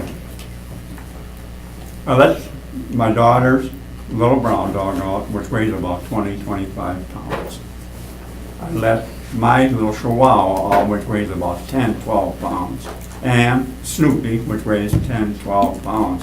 For some reason, because this dog, the day before, in one particular incident, he was over my head, he had his paws over my neighbor's fence, this much, if I was a dog, would be above the fence. So this dog is big. And I have no reason to lie about it. So, first of all, this dog did come over the fence. He did not jump. He climbed over the fence. And I've seen it. The first time I was here to let flag away. The second time I was right on top of the dog. I had the one fence this way, the other fence is this way. He was in that corner, and I broke up him off in Snoopy, the little black and white one. I was within a foot of the dog. Not, and the big thing I think of was wave your arms and everything else. They claim that like a bear, make yourself as big as possible. They don't want to scare and calm the dog down. So I'm screaming at this dog. Linda and my neighbor heard it, Sheldon. A house, 4 houses beyond the library. He came over and wanted to know what the big dog fight was about and what my screaming was about. Now this guy is over half a block from my house and he heard it. The guy next to him, who has moved since, also heard me. He came over to my front, another friend of mine, and said, "What was the big dog fight over there?" So I did scream loud enough. Why they didn't hear me? They must be deaf. If a guy half a block away from hearing me or better, they sure as hell shouldn't be able to hear me. As far as jumping over the fence, he did not jump over the fence. He put his paws up on the fence like this, and I turned around like this, looked at the dogs, they're behind me.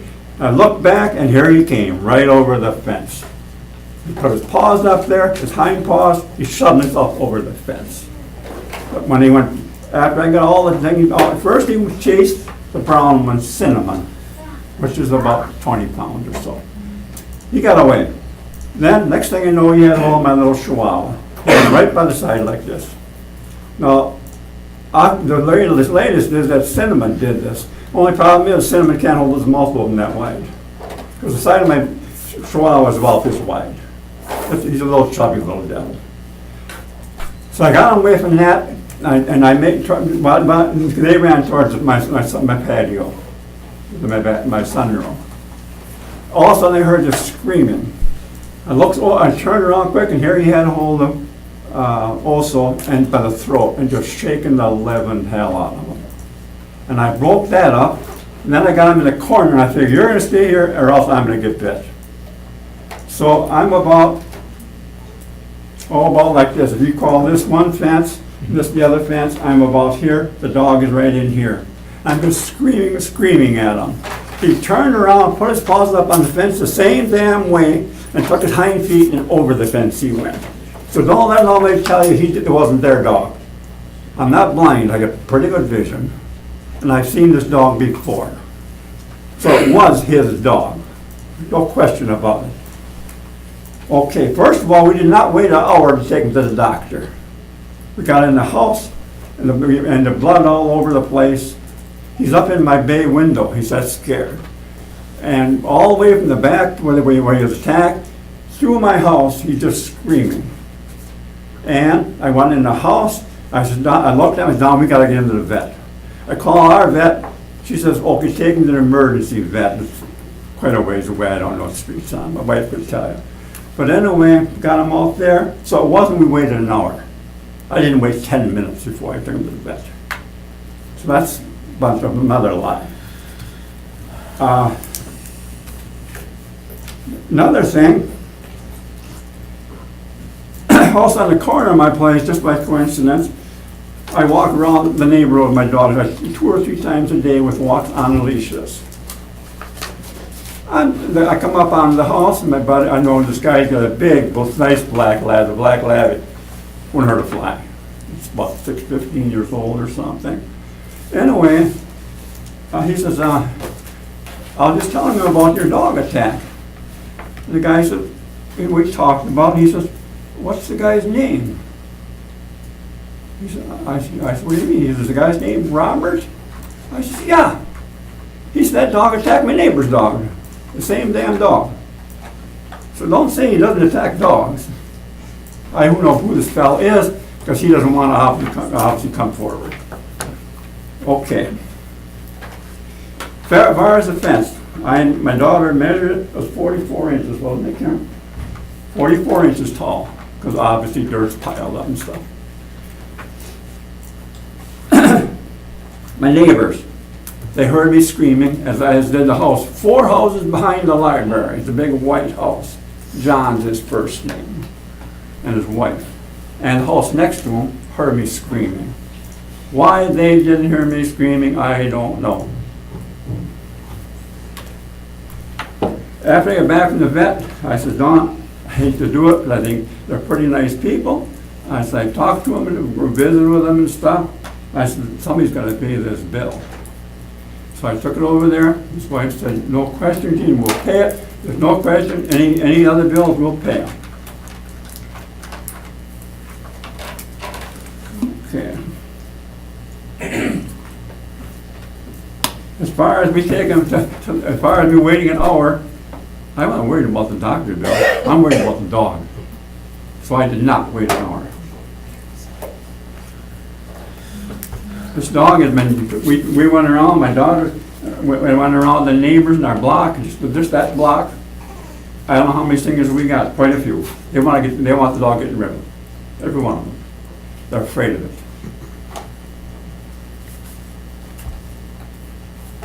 As far as him working in the yard, sorry, he wasn't working in the yard. I was out in the yard, and he was not working in the yard. There was no chainsaw running that day. I don't know, maybe he used the axe, I don't know. But there was no chainsaw running that day, and there was branches cut down this big. And the tree up on the, his dad, I think, did most of the sawing on the branches.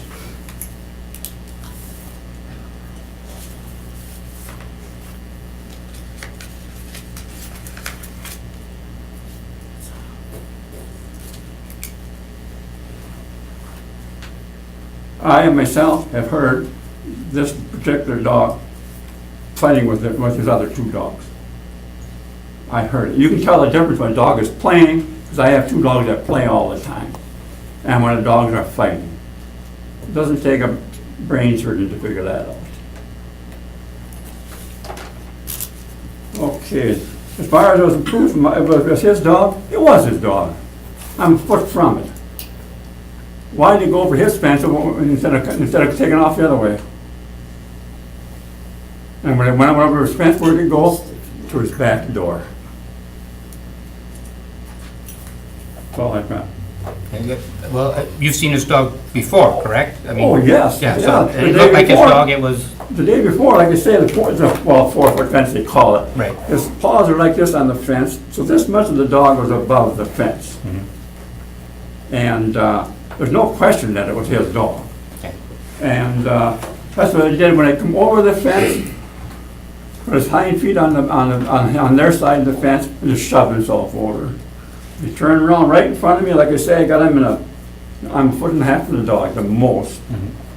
And it just turned around, feet up on the fence, took his hind feet over the fence it went. Okay. So that didn't, as far as it jumped, no, it didn't jump. It crawled over the fence. okay. And would you be, for yourself, I mean, your daughter mentioned that she would, if they put up the fence and paid the bills, she'd be fine with that. Is that satisfactory to you, or do you feel, I don't think the dog should be in town. okay, It's, I wear this, I took my spray out because I didn't know if you'd allow it in the building. I won't go in my own backyard. And I won't take my dogs in, let my dogs in the backyard. I take them out in the front yard. I usually go to bed about midnight, 11:30 right around there. I take my dogs out in the front of my house to go to the bathroom, because I won't go in the backyard and be afraid of that dog. And what a person needs 3 large dogs for, I don't know. As far as he told me 80 pounds, Robert did. He came over right after, when I talked to his wife, and she said she'd pay all the bills. He came over a short time later. I went with their store or something, I suppose. And he apologized for like an hour.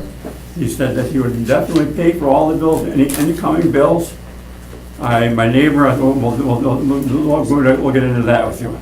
My neighbor wasn't in the house. He was sitting on the front porch. And from where I and Bob were standing, by the side of my house, to the corner to where he was sitting was maybe, here's that thing there, maybe a little further, to his front porch. So my neighbor heard all the conversation that we had about him paying for the dogs. Any other questions, please? Not at this time, but. Thank you. Thank you. Thank you. Someone else on this? Yep.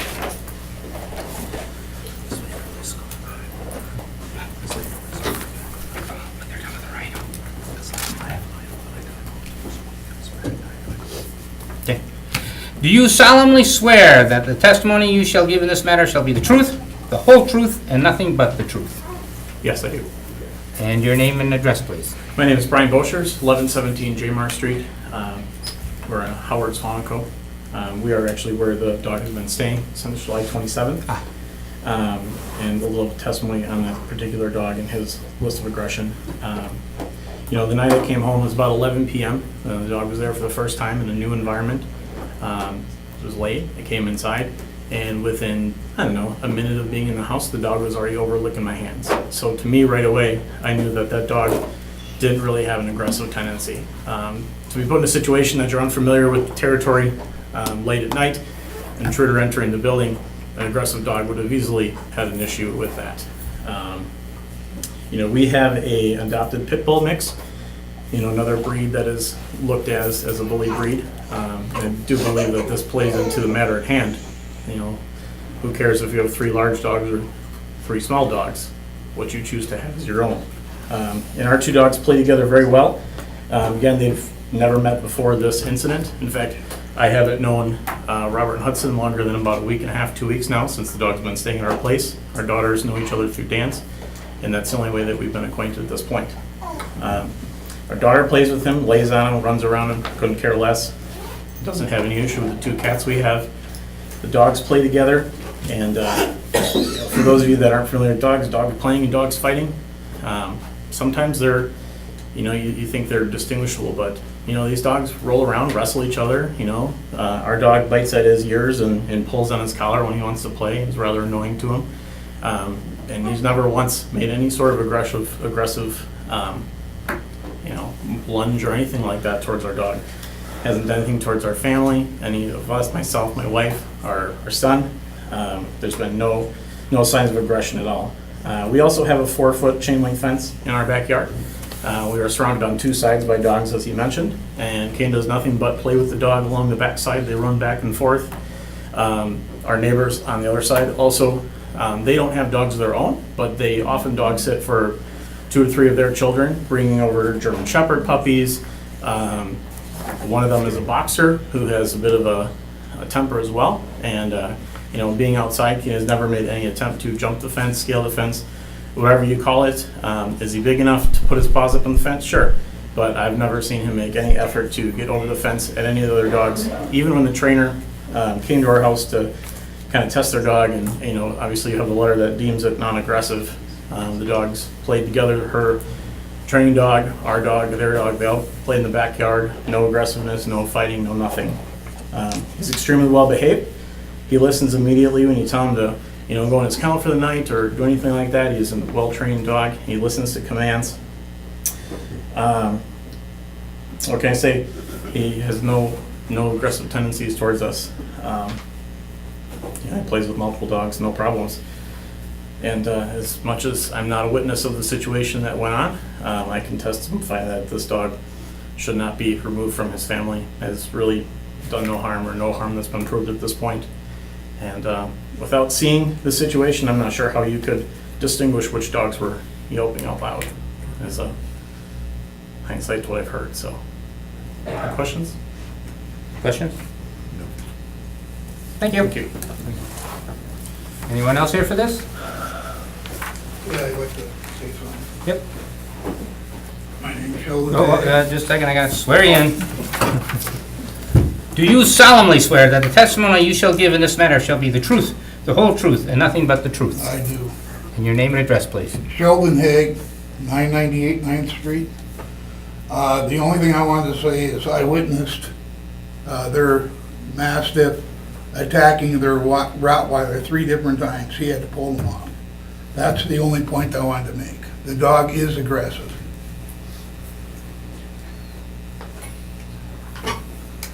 That's it? No, that's it. Okay, That's, you know, any other questions? Thank you very much. Yep, you can speak again if you like.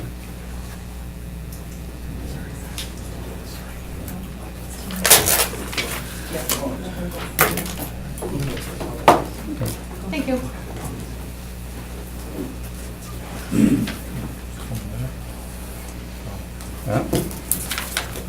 Hello. Do you solemnly swear that the testimony you shall give in this matter shall be the truth, the whole truth, and nothing but the truth?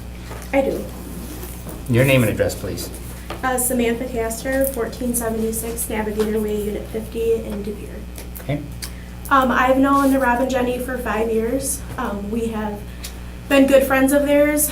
We have a small dog. He's a Morkie. He's a Yorkie Maltese mix. He's about 7 to 10 pounds. He's been around their dog. I mean, they just got him not that long ago, a few months ago, when they got the permit for him. And our dog is very territorial. When it comes to larger dogs, he's been around a family member's dog who is a lab and a much bigger dog, and he will growl and become very defensive, especially if there's, you know, me or my husband around or the kids. And our dog Charlie has been around Kane, and he has growled at Kane. He has barked at Kane. Kane will sniff him and turns his nose. We have brought our dog around him. We've never been concerned ever that he would do any harm to him. Otherwise, we would keep him home instead of, you know, him being around the other dog. Our dog was involved. He broke his leg. So he is a very fragile dog. He's very timid and skittish, but he can be a little, I guess, territorial, like I said. We also have kids. We brought our newborn around Kane. I know the question is with smaller dogs specifically. My mom has smaller dogs. She also has Chihuahuas, and I know how yippy they can be, and they charge to the fence, barking at everything and anything they see. My mom has our dog's brother. I've seen them play, and I've several times said that I was concerned if they're going to hurt each other, but they're playing. You know, it sounds like they're hurting each other, but that's just how dogs play. So that's something that I wanted to point out. We've been around all 3 of their dogs. I don't care for larger dogs. I'm obviously not very tall, so they tend to jump up on me, and I just care not to be around them. I don't mind being around their dogs. We're very good friends. We've gone over there several times. I've been in the backyard that they're talking about. Their dogs are very go with the flow. They have 5 kids. Jenny does daycare. It just doesn't make sense to me that an aggressive dog would be allowed in a house with that many kids, and we would never feel comfortable bringing our kids or our dog around a dog that is mean. My brother has a pit bull mix. That dog I'm scared of. So that would make more sense to me. Kane is very dopey. He's very just roamy. He lays down a lot. He's very cuddly, and it's weird to describe a dog like that that's that big because you get intimidated. But honestly, I've never seen any aggression come from him, and I've known them for 5 years, and I've known Kane since they first got him. So I just think that's important to know. So that's all that I want to say. Thank you. You got a question? Question? No? Anyone? Well, we'll leave John for last. We'll let you take the last word. So, and in the meantime, yep, go ahead if you have something else. Me? Yep. Yeah. Okay.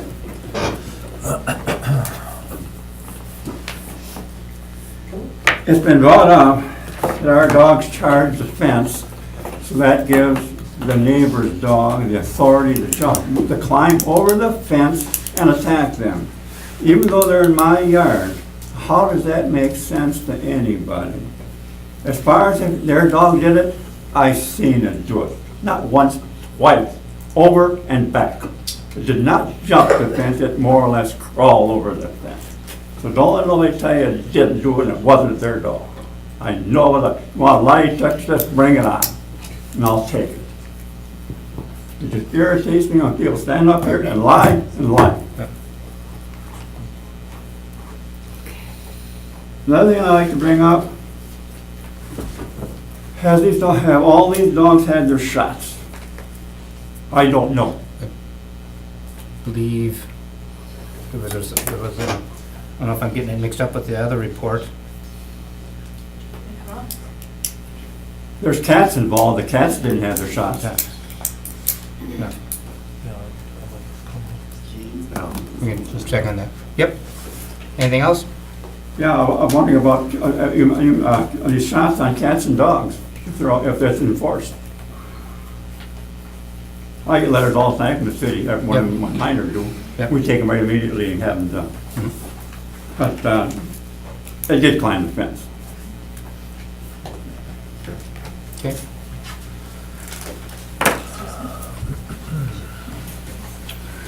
Yeah, I'd like to clarify a few things. Yes, please. I do not type my own reports. I send them to transcriptionists who then type them out, and I go in and make corrections. So thus the differing in reports, okay? Obviously talking with Karen, her information, and then speaking further with her father. Yeah, scaling, jumping, you can get technical, it is what it is. Yeah. I never once, everyone's claiming that this dog is great around kids. I never once said the dog had people aggression or food aggression. I'm saying that the dog meets the criteria of our dangerous dog ordinance. So call it what you might, but it indicates without provocation, while not under the control of its owner, chases, confronts, or approaches a person in a menacing fashion while off its owner's property, and it is clear that the dog is not merely being protective in a particular set of circumstances. When unprovoked and while off its owner's property, approaches a domestic animal in a menacing fashion. When unprovoked and while off its owner's property, causes a non-severe, non-bite injury in a menacing fashion to any person or domestic animal. So right there, it's criteria. It's called a dangerous dog ordinance. I'm trying to explain that we have a dog that scaled a fence, okay? We have an eyewitness, we have a witness who heard it, okay? And it's my job to investigate these circumstances, okay? I take it seriously, and when I have 3 dogs that are attacked, 2 of them injured, one of them 2 centimeters over and the thing would have died, I have to take that seriously. I do. And as far as Mr. Hudson's dogs being immunized, I'm going to assume that they are. I don't know when their expirations run out. As far as I understand, if he obtained dog and cat licenses in 2018, like he was or 2017, like he was instructed, if it was November, December, that's the time when our new 2018 tags come in. And I want to say that they were available like December. And when I was first here, I believe it was November 27th, he was instructed to get licenses. He was not aware they had to have them. He then went and got them, and I believe that's when, obviously, afterwards it went to full city council. So I just want to clarify that. I think some people are confused about the dog can, the kids can lay on the dog and whatever. That's not what I'm saying. There's a difference. There is absolutely a difference. Okay? Yep. Thank you. Thank you. We'll give you the last shot. All right, so just to bounce back on both Karen and Gene's statement, Karen went up and said that Gene came to us right away when the incident happened, before he went to the vet. And now Gene's saying, which is true, what Gene said, he did come to our house at around like 7:15. I was coming back from Home Depot, went over to his house around like 7:20, 7:25, give or take. So what Gene said was correct. Karen's was a little bit off because he didn't come to our house right away. Secondly, I don't think anyone said it was okay for a dog to jump a fence or scale a fence if approached by another dog running at the fence. It doesn't give a dog right. There's no there's no true reason would give a dog a right to attack another dog, whether it's barking, growling, whatever it is, at them. It just doesn't make sense. Finally, with rabies shots and everything, as a dog owner, if my dog was attacked by another dog, the first question would be, is your dog up the shot on rabies? That would be the first question. Wasn't asked to me or Jenny when they just dropped the invoice off, apologizing, and say, here's the bill. They never once asked if our dog was up the shots. My first thing, if you're truly caring about your dog's health after it's been attacked, you want to make sure that the dog that attacked it was up to date on its shot. My cats that we had at the time being when she came over, took them in for my parents with the whole health issue and stuff. When she came and did her visit, and when we had stuff that we didn't know was correct, we went through and corrected the process. The cats had their vaccines done at middle of November, which when we got the tags and everything, the vaccines were good for a year. We got the tags from the city that were good for 2018 to end of 2018. All the dogs are up to date on shots because we couldn't get them unless we had everything up to date, which I brought the proof to you guys when I was here last. So we did follow the steps that needed to be done. So following the steps of getting our animals up to date on everything, which I didn't know when I was house sitting my dad's cats, I needed to have them up to date. So that was a new lesson for me. And then the other violation we had was animal feces need to be picked up every 24 hours, which was new to me as well. So we did correct those things. So I held to my word on that. Another thing that was in question, she said our house was too small and the yard was too small. We upgraded the house, got a bigger size house, and we also doubled the size in the yard. So I just want to let you guys know is when I give you my word, I've been keeping my word every step of the way. I know she brought out that I was looking to get out of the city of Green Bay, which is correct. When I was here, we were looking at a house up in Swamico with 3 acres of land. I think it was 3 or 4 acres of land. But when we went and looked at it, the electrical wasn't up to date. So in reality of purchasing a house, it wasn't realistically affordable to go through and rewire the whole house. So that would have just cost way too much money. So we passed on that. And then when this opportunity came around with this house on 14th, the yard was twice the size, fully fenced in, and the house was twice the size. We went from 1,000 square foot house to, I think this one's right around 1,800 square feet, a little bit bigger, 4 bedrooms like that. So it is a much bigger place. So that's the other part I did keep my word on. So I just want to let you guys know is if I tell you something, I'll keep my word on it. And that's one thing I stand by is I already plan on putting the 6-foot privacy fence up, and we will get it put in place. So if that's one of the questions, like Karen said, is to get the fence put up, I have no problem putting the fence up. That's not an issue to me. So, but I'm still sitting on back on the part is I still want the proof that it was my dog. Anyone can say anything, whether they did or didn't do it. Karen came up here and said there was 4 puncture wounds or something on the dog. I was only told there was 2 now. So, and my question is, did my dog jump it? Maybe, I don't know. But could her dog and Jean's dog get into a fight because they're not actually from the same house? Chihuahuas and Jack Russells are both high on the aggressive list of dogs. So they are both up there. Could those 2 got in a fight, and that why those 2 are the only ones that are injured? I'm not sure, which is why I keep asking for proof. So that's all I have. And we've heard some testimony about the interaction between your dogs, that they... I don't believe that one bit. I know one day when we first moved in, the kids let the dogs out of the front door, and they ran out the front door. Cassie ran up to the front, and then Kane and Clay ran to the backyard to get to the gate, and then Cassie made a big loop and then ran to the back of the gate.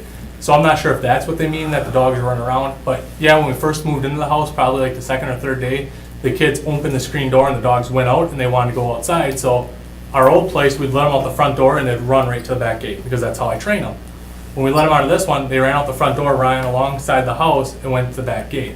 So whether if that's what someone meant by them running around, then yes, they did run out of the front yard, but they went straight to the back gate. But attacking someone else's dog, news to me. I never once heard it. I haven't seen any of my animals with blood or anything on them. And with them saying that my dogs were attacking each other, my dogs play all the time.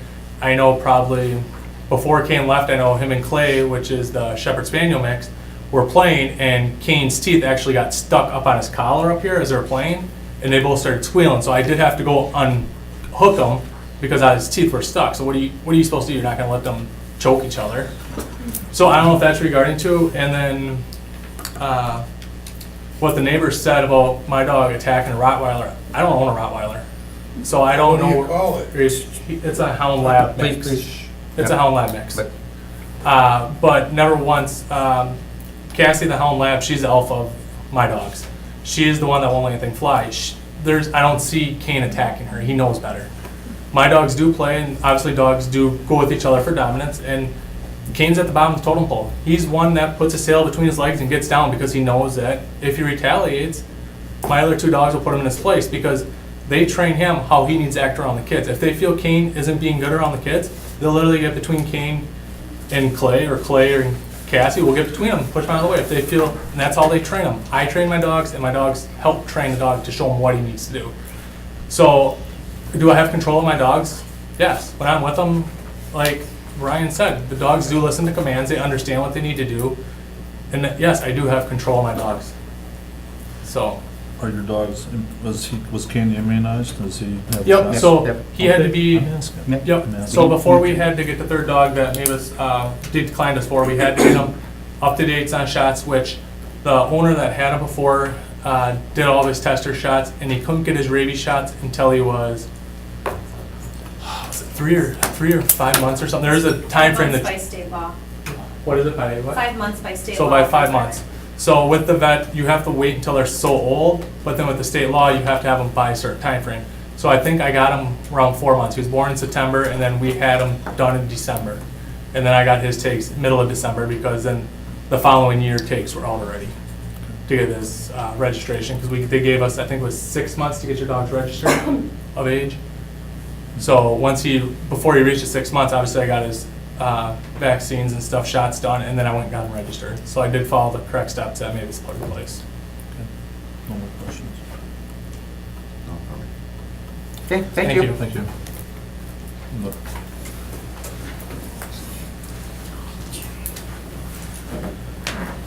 I'd just like to contradict Robert on something he just said. He said his dogs don't leave his yard. How come the neighbor across the road has had him in her backyard? That's not Robert's yard.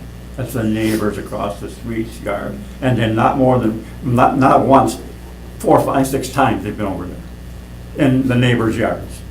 So don't let nobody tell you that these dogs go from the front door to the back. 'Cause I know better, and so do you. Has she reported that? Huh? No, she hasn't. They just go in the house and lock the doors. They're deathly afraid of them. They just go in the house and lock the doors. Okay. They see him coming, they're in the house. Is she here today? Huh? She's not here today? No, we've got her, all the information. All right. I do have one more thing here. I walked around their neighborhood just a few days ago, and I did get some signatures from some of the neighbors that have either adjacent yards or just within that vicinity of my parents' house and his house. So if I may give it to you guys. Yes, please. Thank you.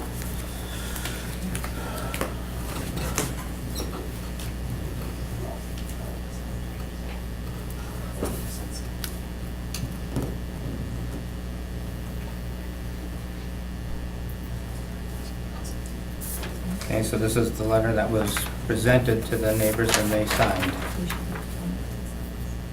Got 2, 4, 6, 8, oh, quite a few.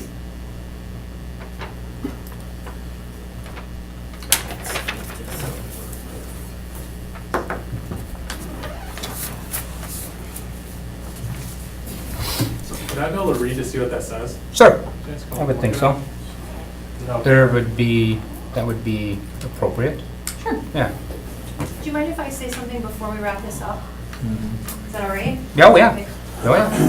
Oh, can I give this to him? I did want to mention, Yep. I know Mr. Hudson had mentioned that when Attorney Mays and I were at the property, I said, hey, let's take a look at the fence thing. And we were actually ordered off the property by his wife after she swore at us. And so we left. We were told we were not welcome there. And we were obviously not very welcome there. So I'm not going to sit and assess things back and forth on this. So I just wanted you, he said that he offered to deal with the fence thing. When I asked about it, we went into the conversation about what the proof was. Attorney Mays had said we had an eyewitness and that sort of thing, and that's no different than a car accident. And obviously the conversation did not go well, and we were asked to leave, at which point we did. So if I could add that. Okay, yep. Just back. Yeah. You could hand that to us.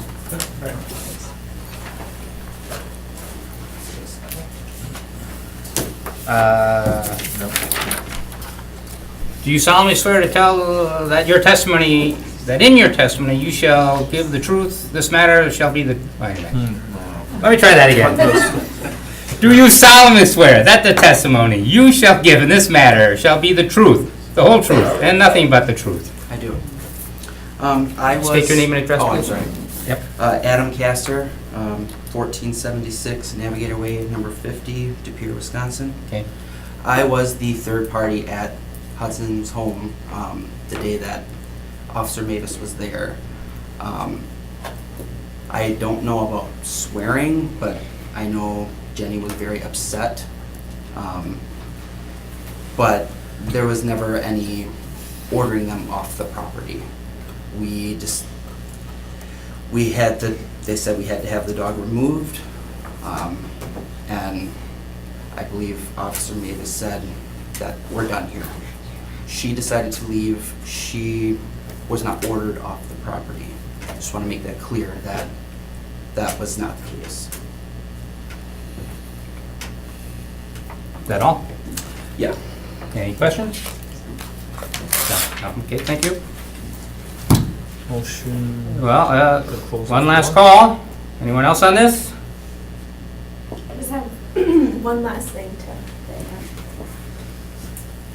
So, I know that this story has been talked about between a lot of people, because obviously Rob and Jenny have a lot of friends, they have a lot of friends, and every person that we've explained everything to, they don't seem to quite understand how the only witness is one of the owners of the dog, who has a benefit from saying, yep, your dog did it, I want this paid, I want this done. I think that typically a witness should be somebody who's not going to benefit from saying what they need to say in order for the situation to be swayed their way. So I think I just want to point that out.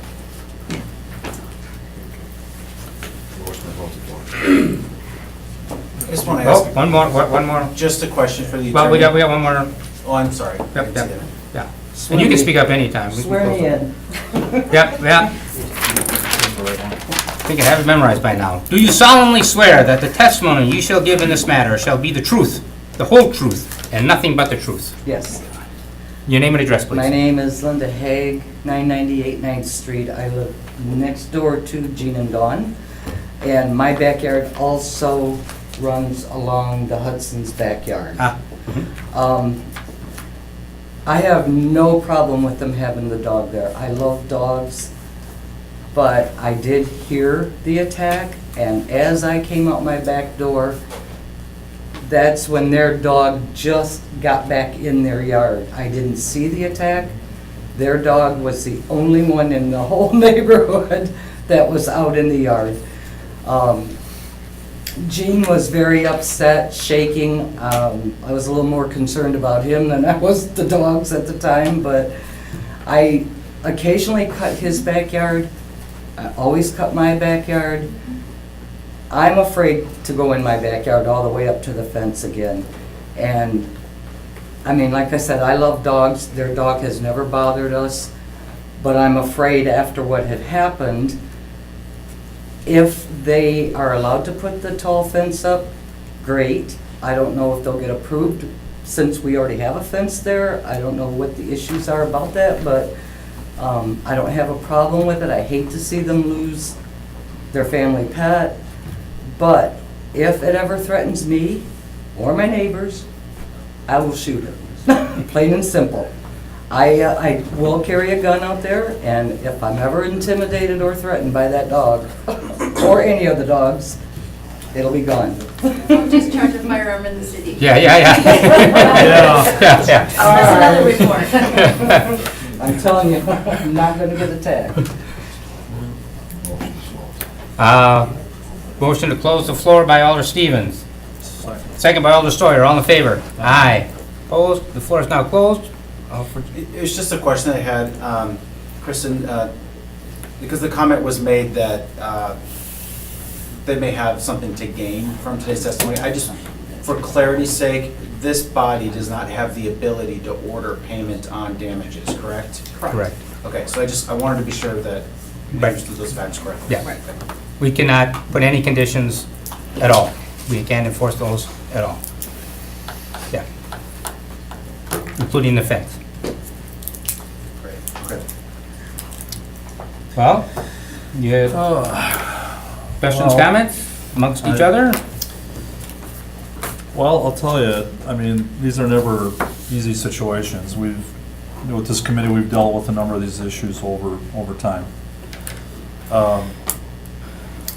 You know, it really comes down to, you know, he said, she said type of testimony, and the fact of the matter is that everybody was sworn in, so, you know, you take that seriously. So everybody's telling the truth, and at least they say they are. So, it really comes down to me with the witness that was there. You know, the gentleman was there, and you know, it's hard to argue that. So you can put all sorts of clarifiers on that and say, well, you know, maybe it wasn't in the right spot, or are you sure it was our dog? And you know, the fact is there were no other witnesses except you, and I have a hard time having somebody overturn that. So I'll wait for the other staff or committee to talk, but I'm leaning toward the dog and the owner there, the person who witnessed it. So my motion would be to deny the appeal. Motion to deny the appeal. Second by Alder Stevens. Yeah, I was, I think too that the sworn witness, that testimony has to be accepted. And that I can understand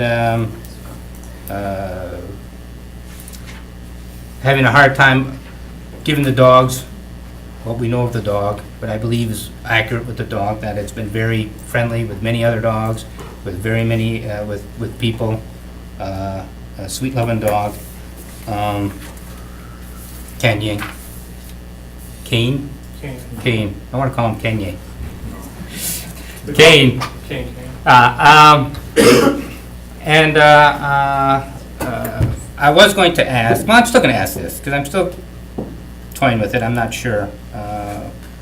If we held this for 3 months and came back to it, and at this time, people could testify whether bills were paid and fences were put up, we could do that, can't we? You could hold it if you would Yep. like. So that's one way we can ensure. Would holding it require that the animal be kept outside of the city? Until, yep. Correct. Yep. So now, that was gonna be my suggestion until the next door neighbor said he feels very strongly the dog should be removed. We've got witnesses of neighbors who feel the dog should be removed. So now I don't know.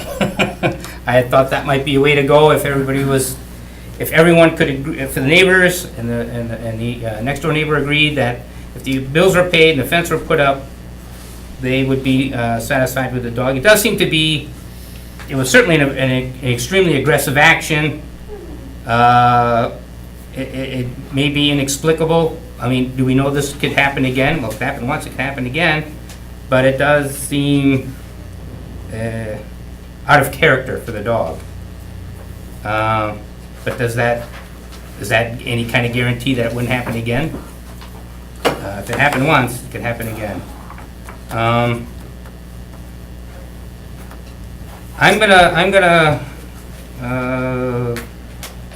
Well, what do my fellow alders think about holding it and for 3 months if the Mr. Hudson agrees to pay the bills and put up the fence? What do you think of that? Well, I think part of it is,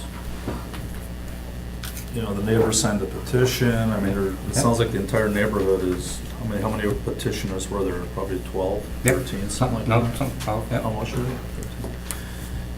You know, and like I said, it's one of these situations where, you know, sadly, we need 100%, not 99%. You know, 99% of the time, it's probably perfect, the dog was perfect, but sadly, in a case like this, if you slip 1%, that could be it. I would love to allow that. I'm going to stay with my original motion. Okay, I was thinking that I was going to, if everyone was on board, I would make that, push for that motion, but given that the next door neighbor, well, the neighbors are afraid, the neighbors would like to see one neighbor would like to see the dog removed, and the petition that many of the neighbors would like to see the dog removed. I'm afraid I agree with you that I think the dog needs to be removed. I mean, it was a very serious offense. Well, that's my motion. Any other discussion? All in favor of denial, say aye. Aye. Opposed? Okay, that passes unanimously.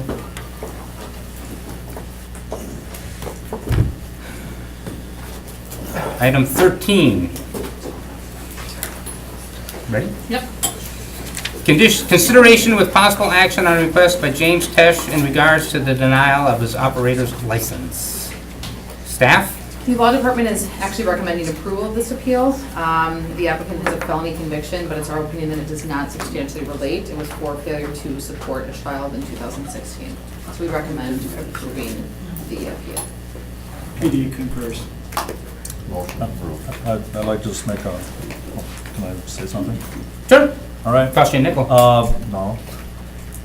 His owner, Will Lieberhagen's here as well, and he talked to me earlier today, and he vouches for him. And if you'd like to come up.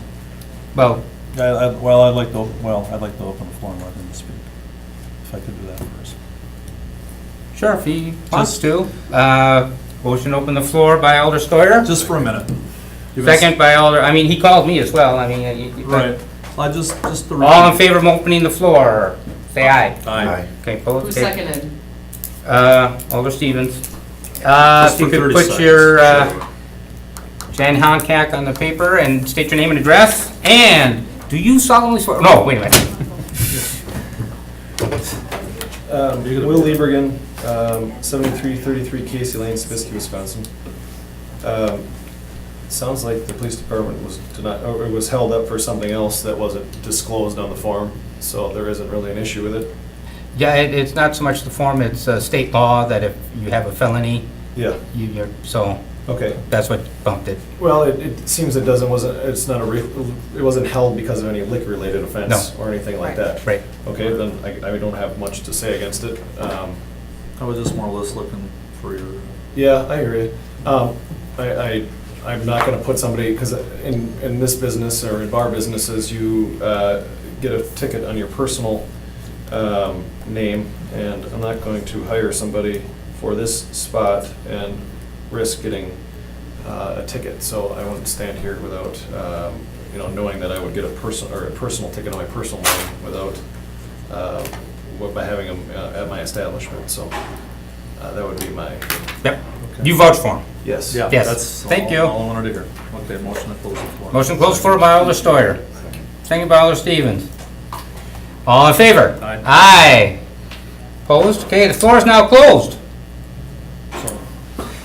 Motion to approve. Motion to approve by Alder Stevens. Second. Second by Alder Steuer. All in favor? Aye. Aye. Opposed? That carries unanimously. Thank you. Okay. Item 14, consideration with possible action on request by Amy Geronimi? Did I say that? It's Geronimi. Geronimi. He was a teacher too. Yeah. So. Oh, I used to be, yeah. Kind of like Geronimo. Geronimi. Cool. In regards to the denial of her operator's license, staff. Same thing here. The law department is gonna recommend approval. The applicant has a felony conviction. Looks like it was for intimidation of a victim or a witness in 2002. Not only does it really not relate, it was very old. The PD concurs. Concurs, good. Motion to approve. Motion to approve by Alder Steuer. Second by Alder Stevens. All in favor? Aye. There you go. Opposed? No. That carries unanimously. Thanks for your patience. Yep. Number 15, consideration with possible action on are we ready? Yes. Oh, you're fast. Wow. You're gonna have to teach Joanne. I could be doing it all wrong. So. Oh, okay, yeah. Pick on Joanne. Consideration with possible action on a request by Alder Weary which reads, due to constitutional concerns, conduct a complete review with possible action of changing or removing the city's code of conduct and ethics ordinances previously held at the July 9th B&W meeting. Alder Weary. I have a question. Yep. How long will this take? Oh, we could take a 5-minute break. Yep. Motion to take a 5-minute recess? Motion, yeah. Motion by Alder Stevens, second by Alder Steuer. All in favor? Okay. Aye. Aye. Yep. I can't believe that plan commission so.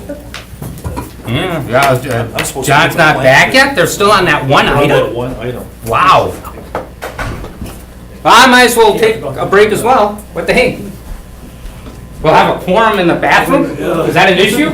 Yeah.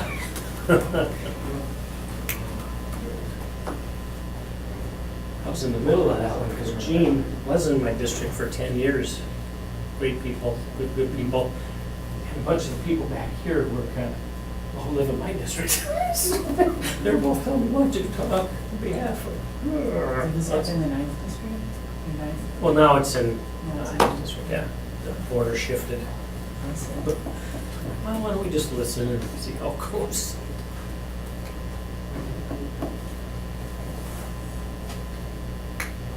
I like the lady being honest.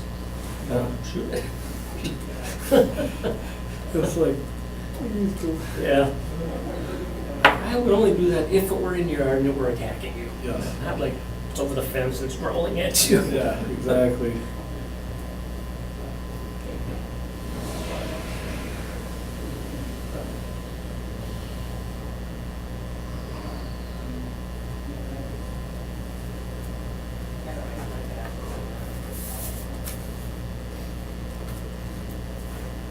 Oh, thank you. You have a handout. I always have a handout. I think you gave me 2 copies, or are they Oh. different? No, thanks. I'm gonna run out.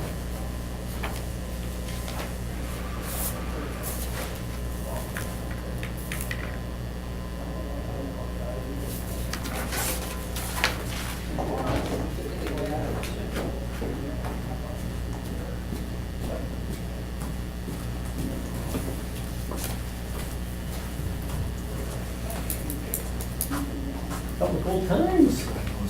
Right? Oh my God. Yeah.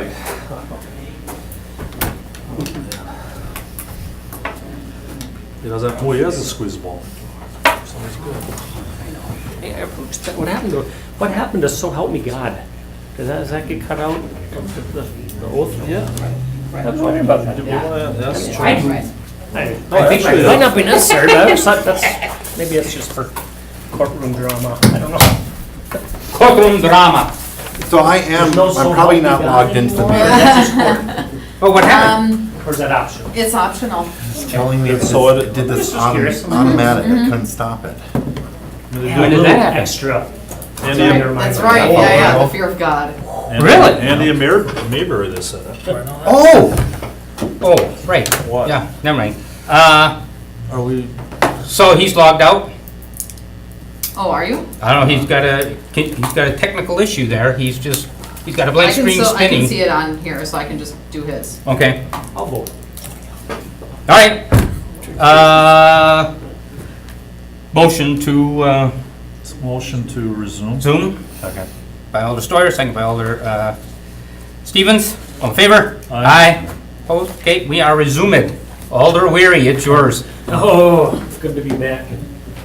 P&P now, right? Yeah. P&W, it's PP. Yeah. I think next time. This time we're still P&W. Sorry, I could say Yeah, I know, P&W. PP. I kind of like PP.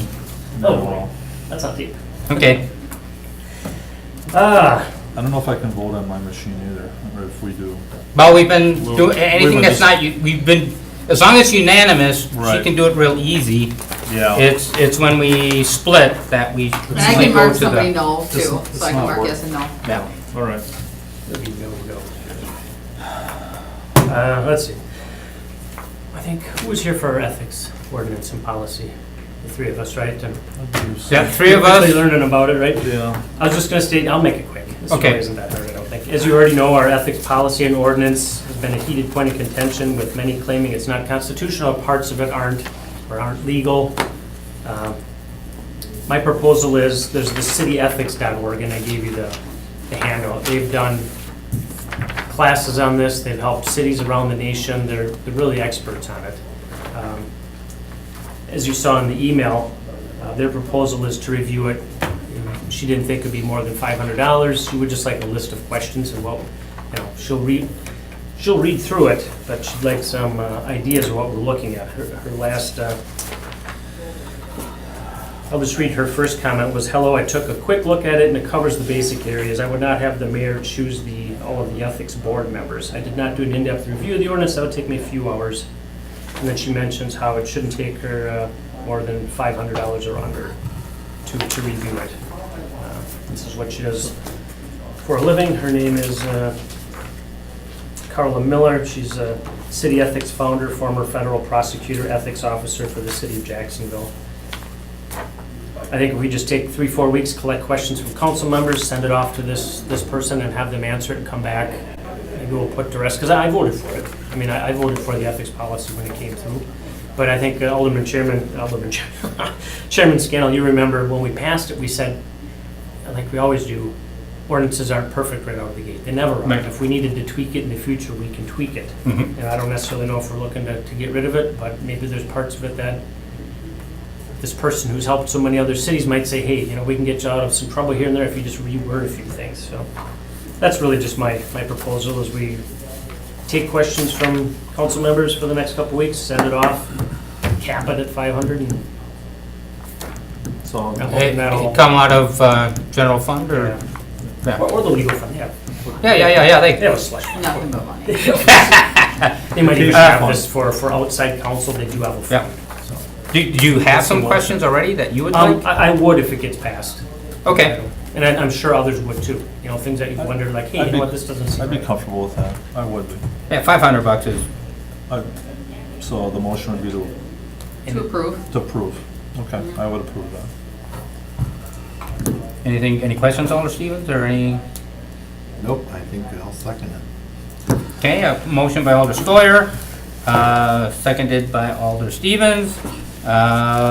What kind of, how long, a month? Well, whatever you think, 2 weeks. 2 weeks, yeah, I was gonna say it shouldn't take long. 2 weeks 2 for weeks for alders questions? to, Submit questions to For legal. our next meeting? submit Or questions, first? no, submit questions to legal. Right, but this will be on our next meeting? No, It won't be? All right. I don't think so, no, we don't, because it's gonna go off to them, they gotta bring it back.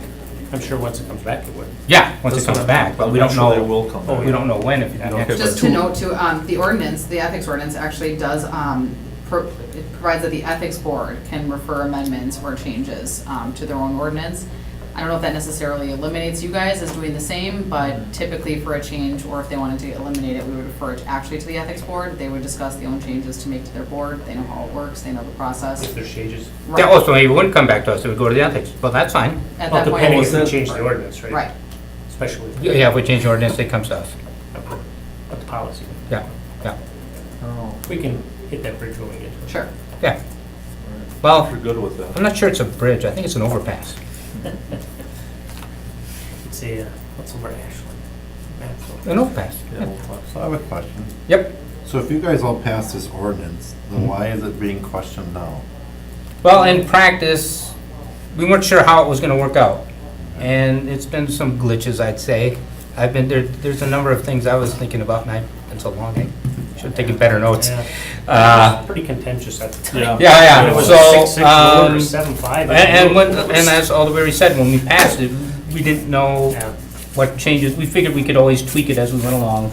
And maybe there does, I think it probably could use some tweaks, Yeah. in all probability. Based on what other cities are doing. Yep, Yeah.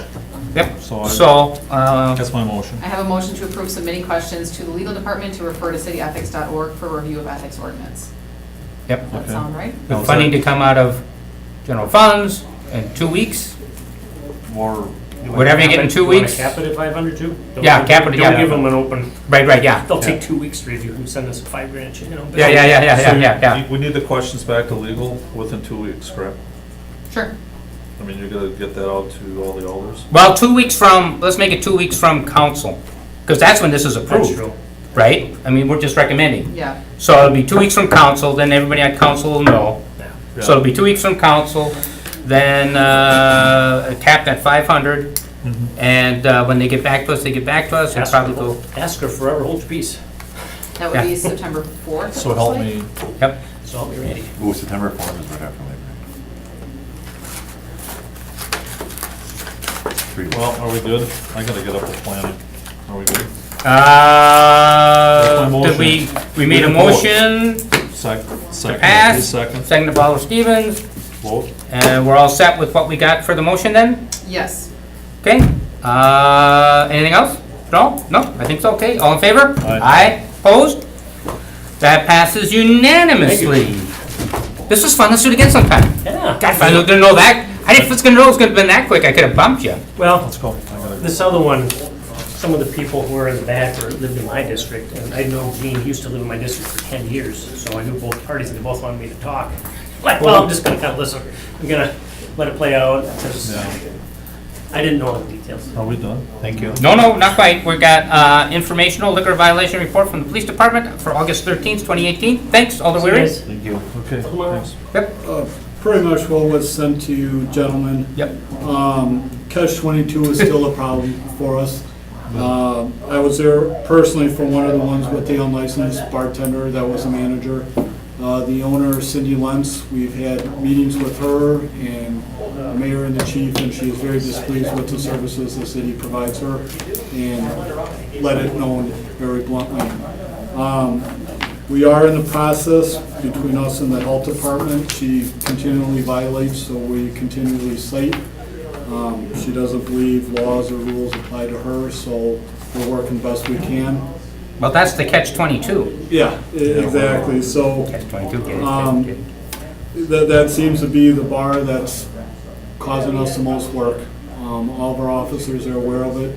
We've tried working with Cindy, the owner, dealing with her, giving her suggestions, and she's just not open or accepting to any of them. Okay.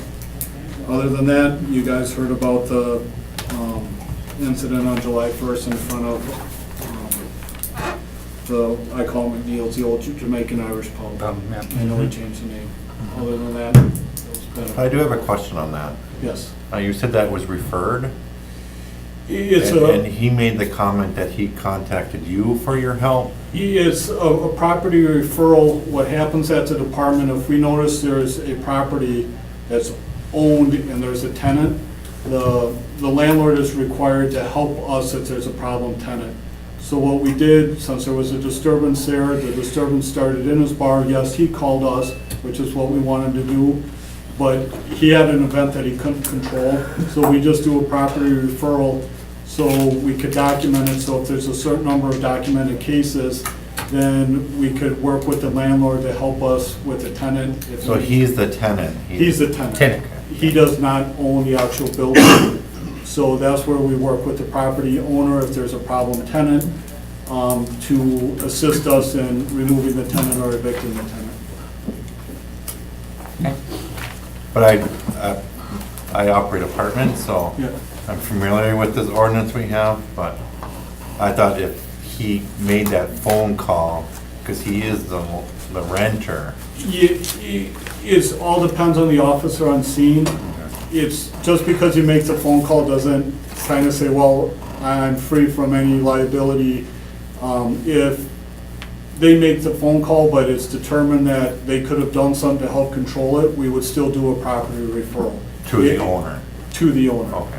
Yeah, if they're truly doing everything they can, if having security or an apartment where they're doing everything they can, then no, we wouldn't do a property referral. But if it's where we believe some more could have been done, then it's pretty much to give the property owner a warning. If you run apartments that, hey, you have a tenant that we're dealing with, they're kind of. No, I'm well aware of it, so. That was just a question. Yep. And he just got done, so they didn't get to it yet. Okay, just one quick thing. I've been getting some complaints from Riverside Apartments about stirrups and some of those noise complaints. Have you heard anything about how that's going? Yes, we're going to be sitting down in the very near future. I guess they have hospitality meetings where all the businesses along Washington meet. Myself and the community police officers are gonna sit down and try and work out an agreement, because we know the music from the nines we have people complaining about it, but the decibel meter readings are within the allowable. So it's one where we want to try and mediate an agreement to try and get everyone to work together and live together. So we're hoping that will happen in the next 2 weeks. I apologize. I believe they have monthly, they call them their hospitality meetings.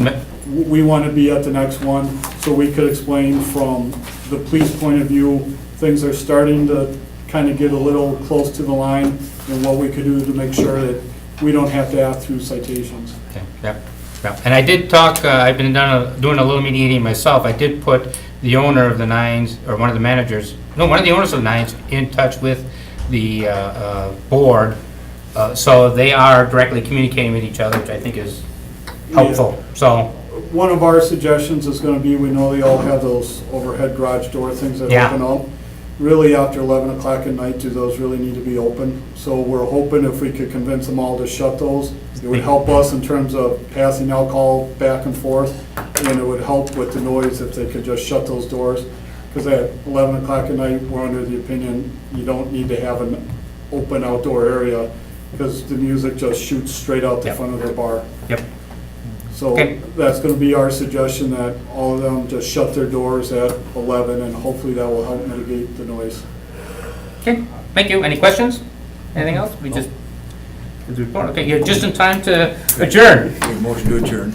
Motion to adjourn by Natalie, seconded by Alder Stevens. Motion to receive and. Oh, wait, motion to receive and place on file. Motion to receive and place on file. Motion by Alder Stevens. Second by Alder Vanderleest. All in favor? Aye. Opposed? That is received and placed on file. Motion to adjourn by Alder Vanderleest. Seconded by Alder Stevens. All in favor? Aye. We are adjourned. Leave the meeting, right? Did you shut down? Leave the meeting. Yeah, make sure you log off. Make sure you log off. I couldn't log off. Well, you. Who made the motion to adjourn? Alder Vanderleest. Seconded by. Alder Stevens.